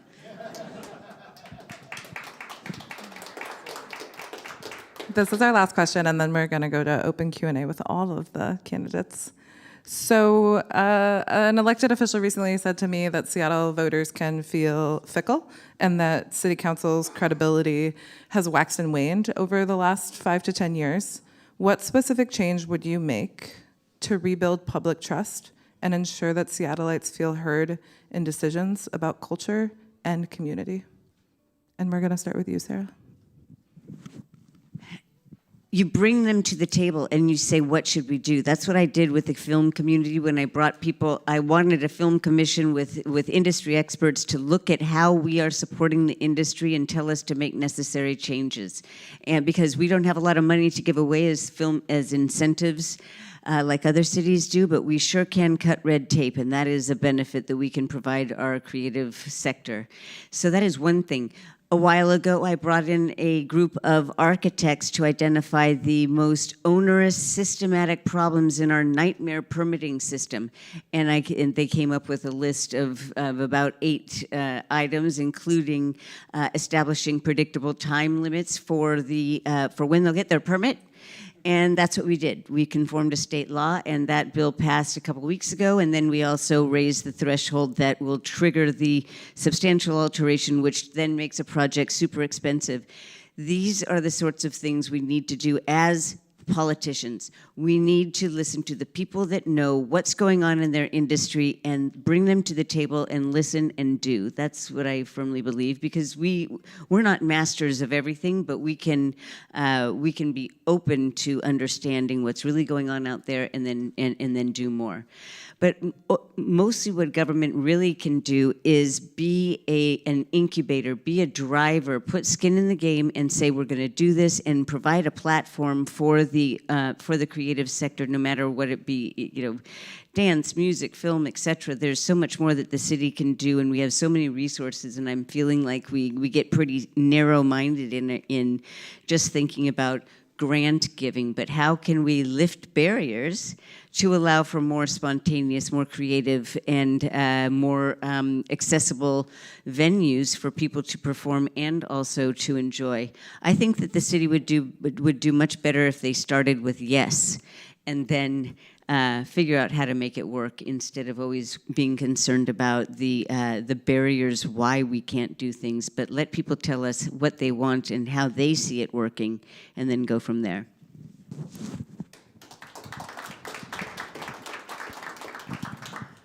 Yeah, I mean, I think that you have to earn public trust, right? And I think I really love this question because I think that for most residents, what folks want is to know that if you show up at City Hall, you're going to be heard. If you show up to testify, that you're going to be able to finish your testimony and not get cut off. I think people want to know that you can show up and exercise your right to protest and not get arrested at City Hall. And we've seen both of those things happening over the last several years with this current council. And I think those things undermine public trust. I think that when you see an email come out that's leaked that says that one particular business power broker has dictated to the council who should be appointed to fill a vacant council seat, I think that violates and breaks the public's trust. I think that when you see emails leak about social housing initiatives and who's behind crafting an alternative, that breaks the public's trust. And I think that we have unfortunately seen too much of that over the last several years, as opposed to delivery on the things that the public has said time and time again that matter to them. That is affordability, that is public safety, that is making sure that we are solving our challenges with folks who are living outside and addressing homelessness. So I think making sure that council stays very clearly focused on those top priorities is how we earn public trust and demonstrate that we are listening to those actions. I think one of the things that has always inspired me and first inspired me about Seattle, was the ability to bring together people who have conflicting opinions and work to get to a better answer. And I think that we have seen that when we've taken on really big initiatives. I remember that inspiring me when it was the Fight for 15 and there was community organizers and small businesses and labor organizations and big businesses who came together and said, hey, we're going to do this really big thing, and maybe we're going to disagree, but we're going to work together to get it. So I think that's what we need to see more of, is that spirit of communicating even when we disagree and collaborating and making sure that we are earning the trust of the public time and time again. So to me, that's what's really important. To me, that's the spirit that I want to bring to City Council. I think that's why my campaign has earned the level of support that it has, which has been sole endorsements from every single Democratic legislative district, endorsements from Congresswoman Pramila Jayapal, King County Prosecutor Lisa Mannion, small business owners, and leaders all around the city, because that's what I think we need more of in City Hall. Thank you both. We're going to invite all the candidates back up to stage now, and Manny is going to take the reins back over. Thank you. Again, these teams created these questions and really wanted to focus this conversation. Let's give a round of applause to Kate as the leader and that team for those really thoughtful questions. All right, so we're going to now do a question and answer with the audience. I'm going to ask all of you to start lining up because I want to see how many potential questions as we may adjust how many minutes people have for any. Oh, good. Okay. Maybe we should do two. Okay. I'm going to take, thank you so much, all you candidates, for joining the stage again. I'm going to take a really quick executive director privilege. I'm going to ask just a really quick yes and no question, going down the line, starting over here. At the start of the new council, if you are representing the city of Seattle, do you commit that within the first 60 days of the start of new council that you will be able to host or attend a town hall with cultural constituents in that district or for the citywide just to hear us talk about the things that matter to us? Will you be able to do that in the first 60 days? And we'd be working, of course, with our team captains on that. We'll start right over here. Yes. Yes. Yes. Yes. Yes, been there, done that. Okay, easy. We got the commitment. That's great. So more conversation. All right, and please, welcome to the microphone. Hi, my name is Andrew, and this question is for you, Rachel. I'm a black person, and I mean, there was a video of last year with the black person. But busking has been part of our history in the black arts culture. Busking as dancers, busking as instrumentalists, busking as musicians. And hearing you speak makes me scared of people that busk for a living. Can you tell us your stand and what would you do regarding busking if you ever get to the city council? Thank you. Thank you. I'm not sure what the racial implication was that you said in the beginning. I'm for non-discrimination and equality, so I just want to. I'm not sure where you're going with that, but as far as busking goes, I have a great friend that works at the Pike Place Market. He's been a busker there for many, many years. That's how he makes his livelihood. And there you have to have a permit. And you sign up, and it's a great busking system in the Pike Place Market. As far as people sitting and lying on the sidewalk or trying to make money on the sidewalk if they don't have a permit, I'm against that. I have a business on Broadway. I pay business taxes. I pay the lease for the place. I have to do all kinds of things to business license, everything else. And I think, as I said, I'm for non-discrimination. It doesn't matter to me what race, gender, or sexual orientation someone is. Everyone should be treated equally and adhere to the law. That if we're going to have a city, a world-class city, which is what I hope we have, we must have law enforcement and fairness for all. And that's what's going to bring prosperity and safety and beauty back to our city. I saw Seattle in the 90s, and we can go back there. Thank you for asking that question. One thing I should have said before, you may direct a question to a very specific race, or if it's a question that is for all of the candidates, then I ask you to keep your question really short so that we can get all the time in the answer. All right? Okay. Welcome to the state. Thank you. Hi. I have two questions, if that's permitted. One question, please. We have a lot of people. But you can get back in line if there's more time. I will get back in line. My one question for people running for the at-large positions is about revenue, because we were discussing revenue. You were each discussing revenue. We know that there will be some potential reductions in revenue from the federal government. I'm very curious to hear for you, and also for you as somebody who might be in the position to vote, why, when you say that you're vocally supportive of small businesses, why did you not vocally support the B&O tax? And what would be your choice if you were elected? I'm also curious to know more about the capital gains tax that you were describing. Like, what are additional revenue sources that we could be seeking to ensure that there's arts funding? And if either of you know, like, that's a question for both of you about capital gains. And then if either of you know, like, what are other cities doing to fund the arts, and like, what is Seattle not doing enough of, and like, how can we provide additional funding for the arts? What we're going to do for this one is we'll do 1 minute, just because that's a big question. You may choose whatever part you would like of that, and because we want to make sure we get through this line. All right? Okay. Let's start. Yeah, let's start at the end, and we'll work our way over. Let's start with candidate Nelson. I voted for the B&O tax, and I also had some questions about how it could impact, it will help the small businesses that make under $1 million gross, and they will get, that is the new threshold. But I also was thinking that if the businesses that they rely on as their clients choose to narrow their budgets, I'm concerned about how that impact will filter down. So it is the absolute right thing to do, to think about unintended consequences of any major restructuring that was put before us with not very much time to do a lot of outreach to a lot of the businesses. But I voted for that. and I will be voting for the additional revenue that is generated by the public safety tax. And so I am open to additional sources of revenue. I always say, however, that what's most important is that we make sure that we're spending existing So sorry. resources wisely.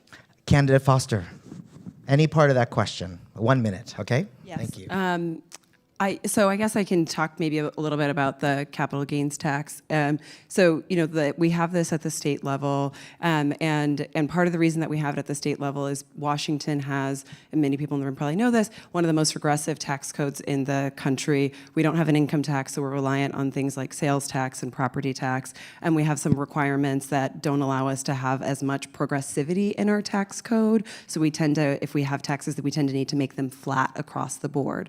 So a capital gains tax, the way that the state one is structured, is that it kicks in with revenues that are above, with capital gain sales that are above $250,000. So the first dollar over $250,000 in profit is where the tax starts. So everything under $250,000 is not actually taxed. And so that at the state level is 7.5%. And so at the local level, you can look at something that is 1 or 2%, and still have revenue sources. So Time. flag. Thank you.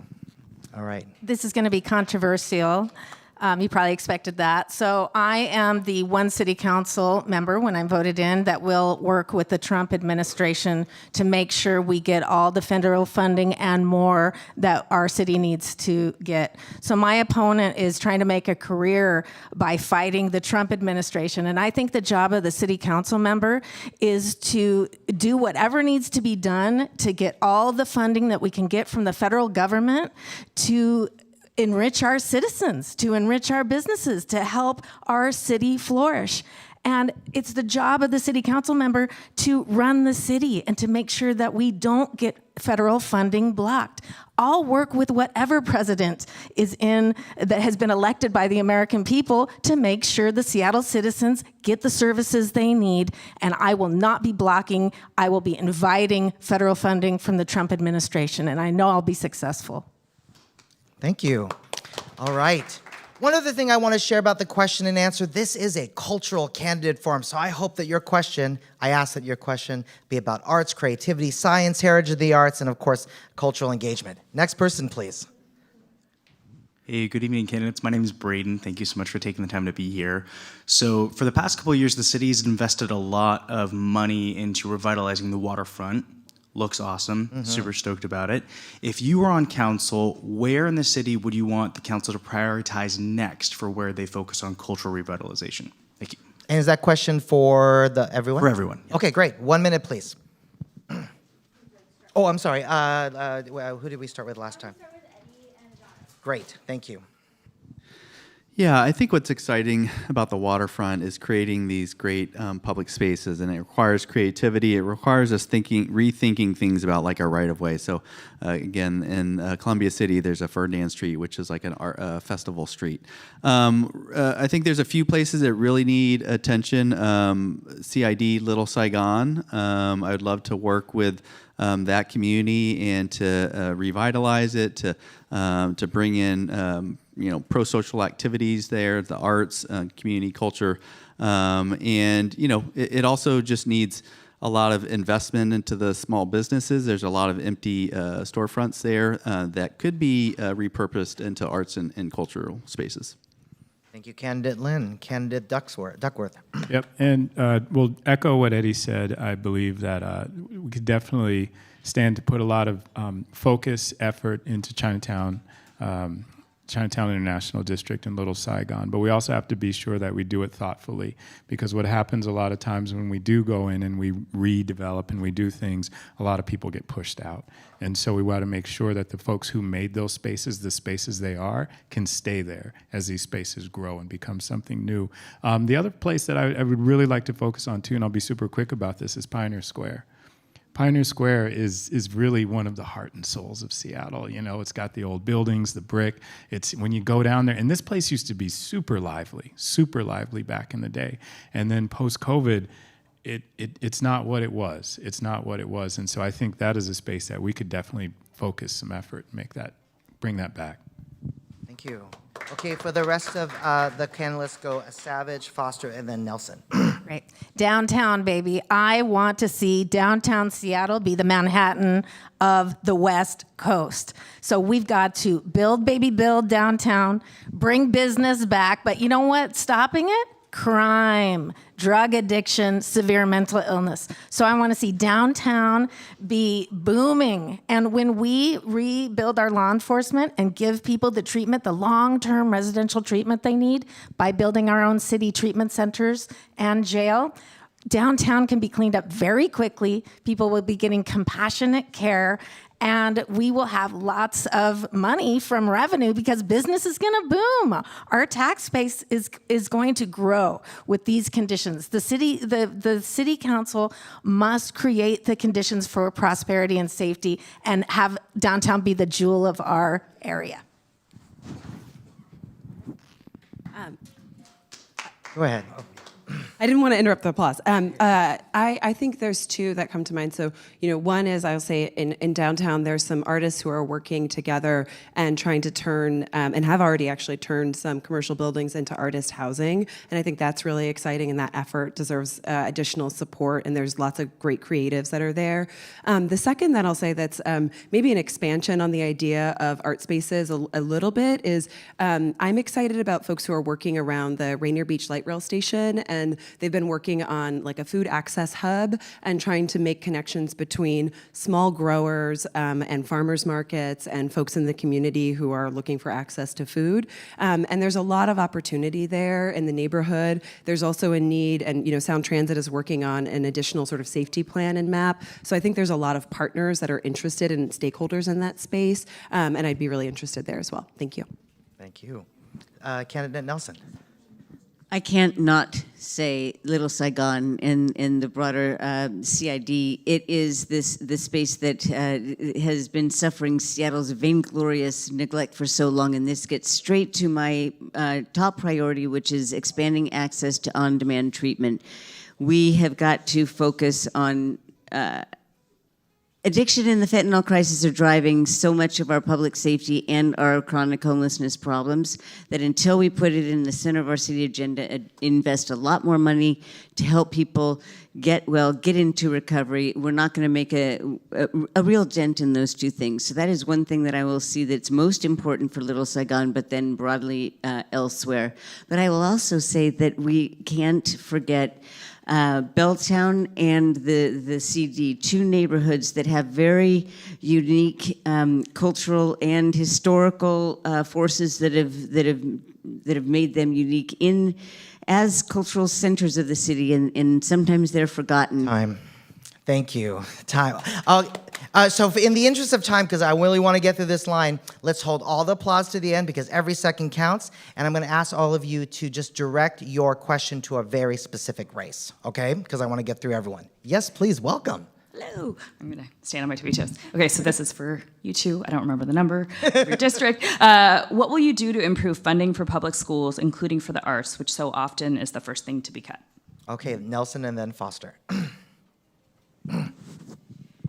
We just renewed the Family and Education Preschool and Promise Levy, and I was just given notice that the K-12 investments, they're starting that stakeholdering process now. So that is a big pot of money that will be going directly to that to the schools, and so we want to make sure that all voices are heard and that the arts community is heard. But Inspire has there are so many artistic organizations whose mission is to expand arts education in schools from the youngest years on up. And it's our job as a city council to make sure that we are supporting those nonprofits that are doing such excellent work. Yeah, so I think one of the biggest investments is the FEP levy that'll be on the ballot this fall, which I've proudly endorsed. I'm excited to vote for. So to give an expanded answer, because I agree with that, the other opportunity, because obviously the city has the ability to work on our levies, and the schools are funded, as you know, through property taxes. But we'll have next year I want to say it's next year, maybe it's next year's the library renewal, which is another opportunity to think about investments that are supporting students, and that's going to be libraries have the tutoring programs, they've got the, the TOTS programs and things that are doing the sort of before you're in school and after you're in school. So I think that that's going to be our next opportunity to make sure that we have smart connections for kids who are needing, or not just needing, but wanting to access services that go beyond the school day. Thank you very much. We love talking about arts and education. All right, next person, please. Remember, direct arts and cultural question and direct it to the very specific race. Thank you. I feel like you knew I was coming to not ask an arts and culture question, but I am. It's relatively arts and culture. But it was for at large. It was definitely for, I wish I could ask your opponent, though. So I work for a court. It's up north. It's not in King County or the city of Seattle. We have programs for safety. I run a domestic violence moral recognition program and a moral recognition program completely. I work with I work with drug addicts. And oftentimes they're coming out of jail, or at least in the past have been coming out of jail, detoxing from fentanyl and just never wanting to be there again. And I just beg them, just please get home. My husband has lived here since 1969. When I moved here and we created this family, we wanted to be able to appreciate the arts, to go downtown, to love Seattle. We can't. It's not safe. So my question is, I hear you saying you want to make it safer. I know how you want to make it safer. But I do want to know specifically. We say, hey, it's going to be safer. How? And how do we help the people who are detoxing? How do we help the people dying on our streets in front of us? That's what I want to know. Sorry. Which race was that directed to? It was for at large. I mean, specifically, I definitely wanted to know because but for at large in general, because that's what I'm starting. To make room for that's a very important question. Okay. So we'll do that for District 8. Okay. Yes. Okay. So my plan is to build a long-term residential treatment center, and this is not treatment like we're seeing right now. The fentanyl epidemic, as you know, fentanyl is the most addictive drug that we've ever seen. And I have a lot of experience in helping people get free from drug addiction, and not just get free from drug addiction by being on another drug like Suboxone, get literally drug-free. But they're gonna need time. We need long-term residential treatment, at least a year. And I'm sure you would agree with this. So not only can they learn to not use drugs, get through the detox, learn how to deal with the underlying issues while they're in treatment, not free housing in the neighborhoods while they continue to relapse, but while they're in treatment, they can learn how to deal with those underlying issues that make them want to use drugs, and then learn how to build a life worth living and give back to the city through programs like cleaning up graffiti, planting trees, and this will give them a sense of meaning and purpose again to rejoin society. So that's my plan. It's a good one. Please reach out to the campaigns to ask that question. Thank you so much for joining us tonight. Please. I'm going to piggyback on that question a little bit. And Sarah, you mentioned earlier, I believe, that the civic and cultural attendance in the city relative to other cities is quite low. And piggybacking on that conversation, and it's a conversation amongst my friends and my peers, it is the safety issue. We just don't, and whether it's a privilege issue and not feeling comfortable with seeing someone on the sidewalk and not knowing how to deal with that, whatever the case is, it keeps us in our community, it keeps us away from the greater Seattle area. So what are you, since you mentioned it, and this is for both of you, what are you gonna do for public safety so the arts can thrive, so people like me can feel comfortable going to these events? Well, I'm proud of the fact that under my leadership, we have reversed the trend of losing more officers than we can hire. We had a net gain of 1 officer last year, and now we are at 51 net with a projected increase of 71. That will take some time to hit the streets, but what that will end up doing is there will be more beat cops walking neighborhoods and making sure that there's familiarity and that they can see problems happening before they actually do. But it has everything to do with making sure that we can get that we can have more of a presence, but we are also picking the right officers. But here's what happens: I'm not the boss of those police officers. I can't say how they are deployed. I have promoted and asked for 2 audits that show the best practices that other cities are employing that have reduced crime, homelessness, and gun violence. And we should be looking at what works and implementing those practices and having place-based policing presence when it matters. Thank you. Hotspot policing, in other words. Yes. So thanks for that question. I'll say maybe 2 or 3 things that I think are really important for our city. So, I've been a big proponent of making sure that we not only hire enough officers, but that we actually continue to expand the city's care team, which is our 3rd public safety department. Right now, as we know, SPD has to be co-deployed with the care team. There's been reporting recently that talks about how that has actually hampered the care team's success in terms of their ability to actually respond to the calls that they need to in a timely manner. So I think it's important that we actually get that right and we deliver on what's in the charter for the care team's responsibility.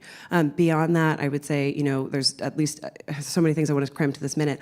When we look at the plan that came from, I think it was like Third Way Creative, just to try to bring back the arts and culture kind of part of this, that plan talks about things like making sure that we are creating a new vision for downtown and a new brand and a message for downtown, that's a way that we can bring arts and culture into that. Third, of course, we need to continue to make progress on hiring folks into SPD. That's going to be part of the way that we get to public safety all around the city, but it's not just one thing.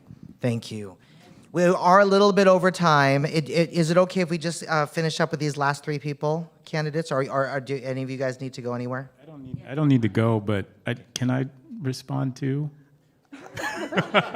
Can we time out on that and after we get through these 3 people? Sure. Okay, great. Thank you so much. I will keep that in mind, okay, for both you and candidate Lynn. Thank you. Welcome. Downstream of that, I think I understand it from the side 2 candidates, but the central 3, what specifically would you do about people who are floridly, psychotic or schizophrenic, repeat offenders, and people actively doing open drug use? Because they really hurt the neighborhood. But I know, you want cops, you want more support for stuff, but if somebody sees that, if a cop sees them or if a care team person sees somebody engaged in those 3 activities, what specifically would happen? Yeah, so this is for District 2. And who was the last one who started? I'm sorry, I don't remember. Go ahead. Okay, go ahead. I think you should go first. Okay. Well, I'm going to piggyback a little bit off the last question. And my answer is really based on my own lived experience. I'm 10 years sober. My dad struggled with alcoholism. He eventually died from it. I watched him die from it on the street. And it's heartbreaking and it's frustrating. So I'm really glad that I got my life turned around. And my life was turned around because I hit a bottom. And there's a number of ways that people hit bottom. And what I'm talking about, sometimes that's a person goes to jail and they've never been to jail before and they get out of jail. And what we need when people get out of these places, out of detox, when they get out of jail, we need access to treatment. We shouldn't just be putting people back on the street after they get out of jail, and the first place they can go is back down to the CID or they go to Pioneer Square. The other thing that we need to do, which I don't hear talked about enough, is it's not so much the folks who are doing drugs that are selling drugs, but the organized crime that is bringing the drugs onto the street. Fentanyl is $5 a pill. That's a lot of fentanyl on the street, and we need to break that up. Thank you. Candidate Lynn. So I recently toured a building that was run by Purpose Dignity Action. It's the Trina James building off of Aurora and Northgate. And they house folks who are some of the encampment removals along I-5. And they do a very intensive, personalized program. They call it a hospitality program. They treat people with dignity, find out what they need.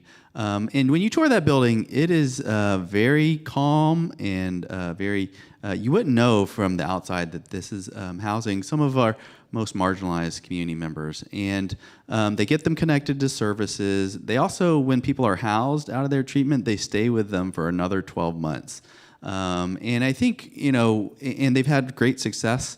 And I think that that's what we need to do. We need to do deep investments. Oftentimes, I think a lot of the treatment and shelters, it's very kind of spread thin, and we're not really getting to people connected to the services that they need. Thank you very much. Me rushing you is not a comment on the importance of this issue. It's just trying to serve all of the people here. Next question, please. And these will be our last 2 questions. Hi, Hi, I'll direct this towards Foster and Nelson. I am a single issue arts voter. I think that our city's fountains are in crisis. Fountains provide serenity, beauty, peace. And we saw in the last year that at the Pacific Science Center, the fountains are getting removed for a terrarium, which is an affront to Minoru Yamasaki's pioneering vision.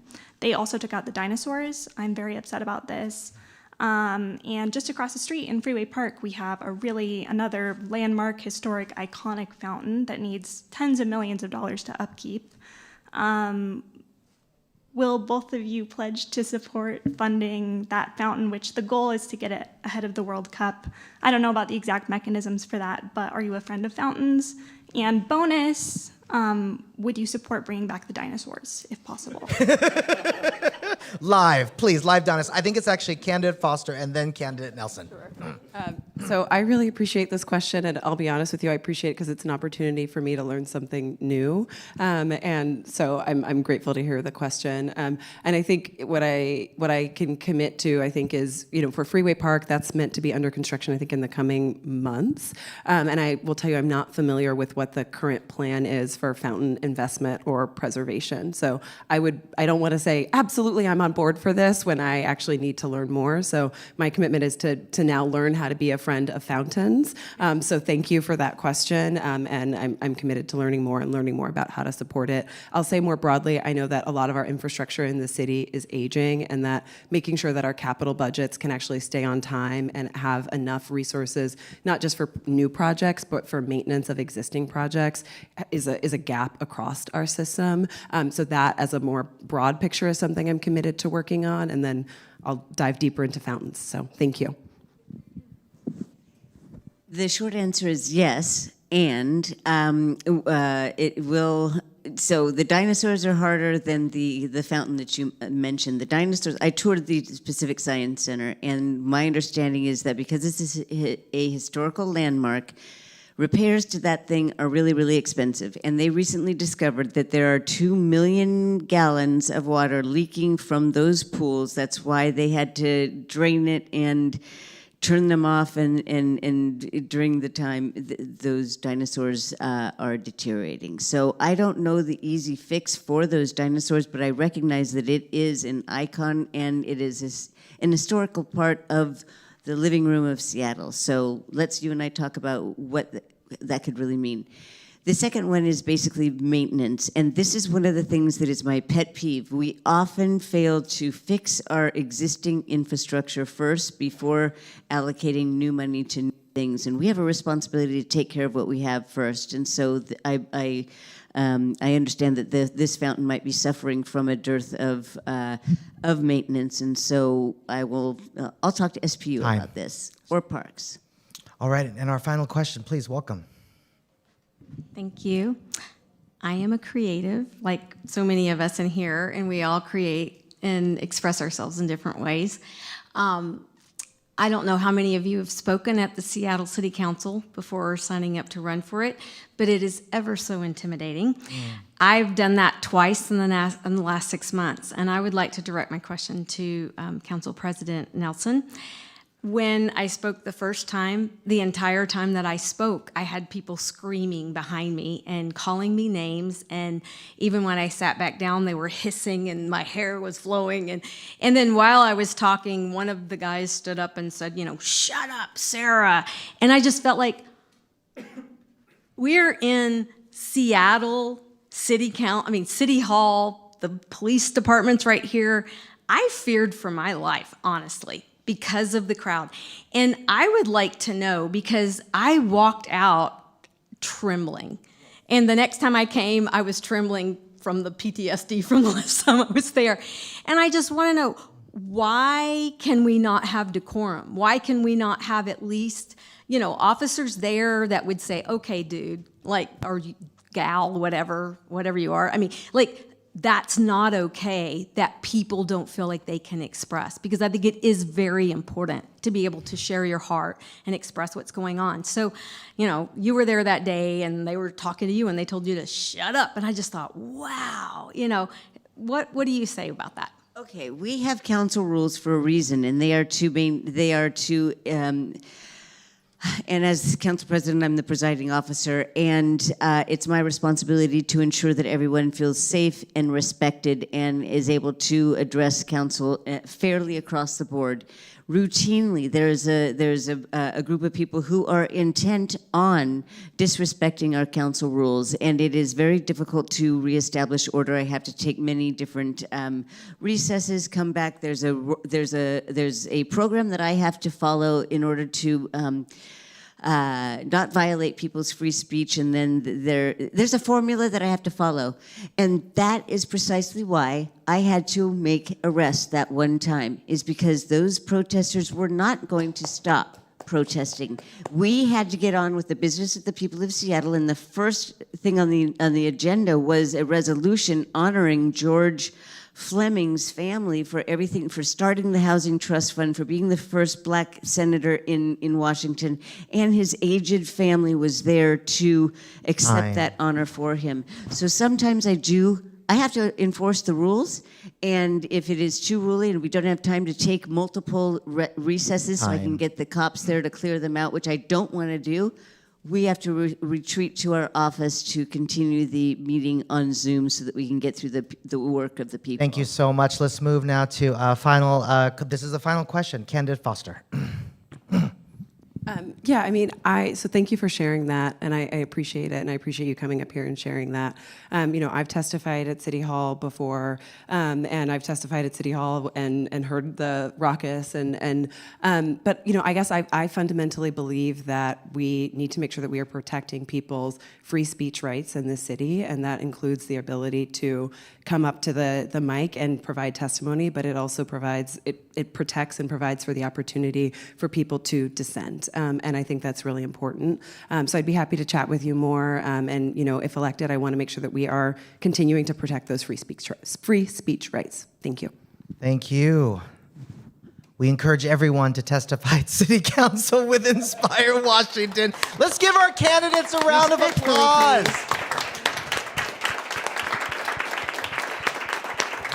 Really, on behalf of Inspire Washington, friends, we had a really great conversation today, and we really are so grateful for your aspirations for Seattle, for all the issues that Seattle's dealing with, and also our cultural and creative future.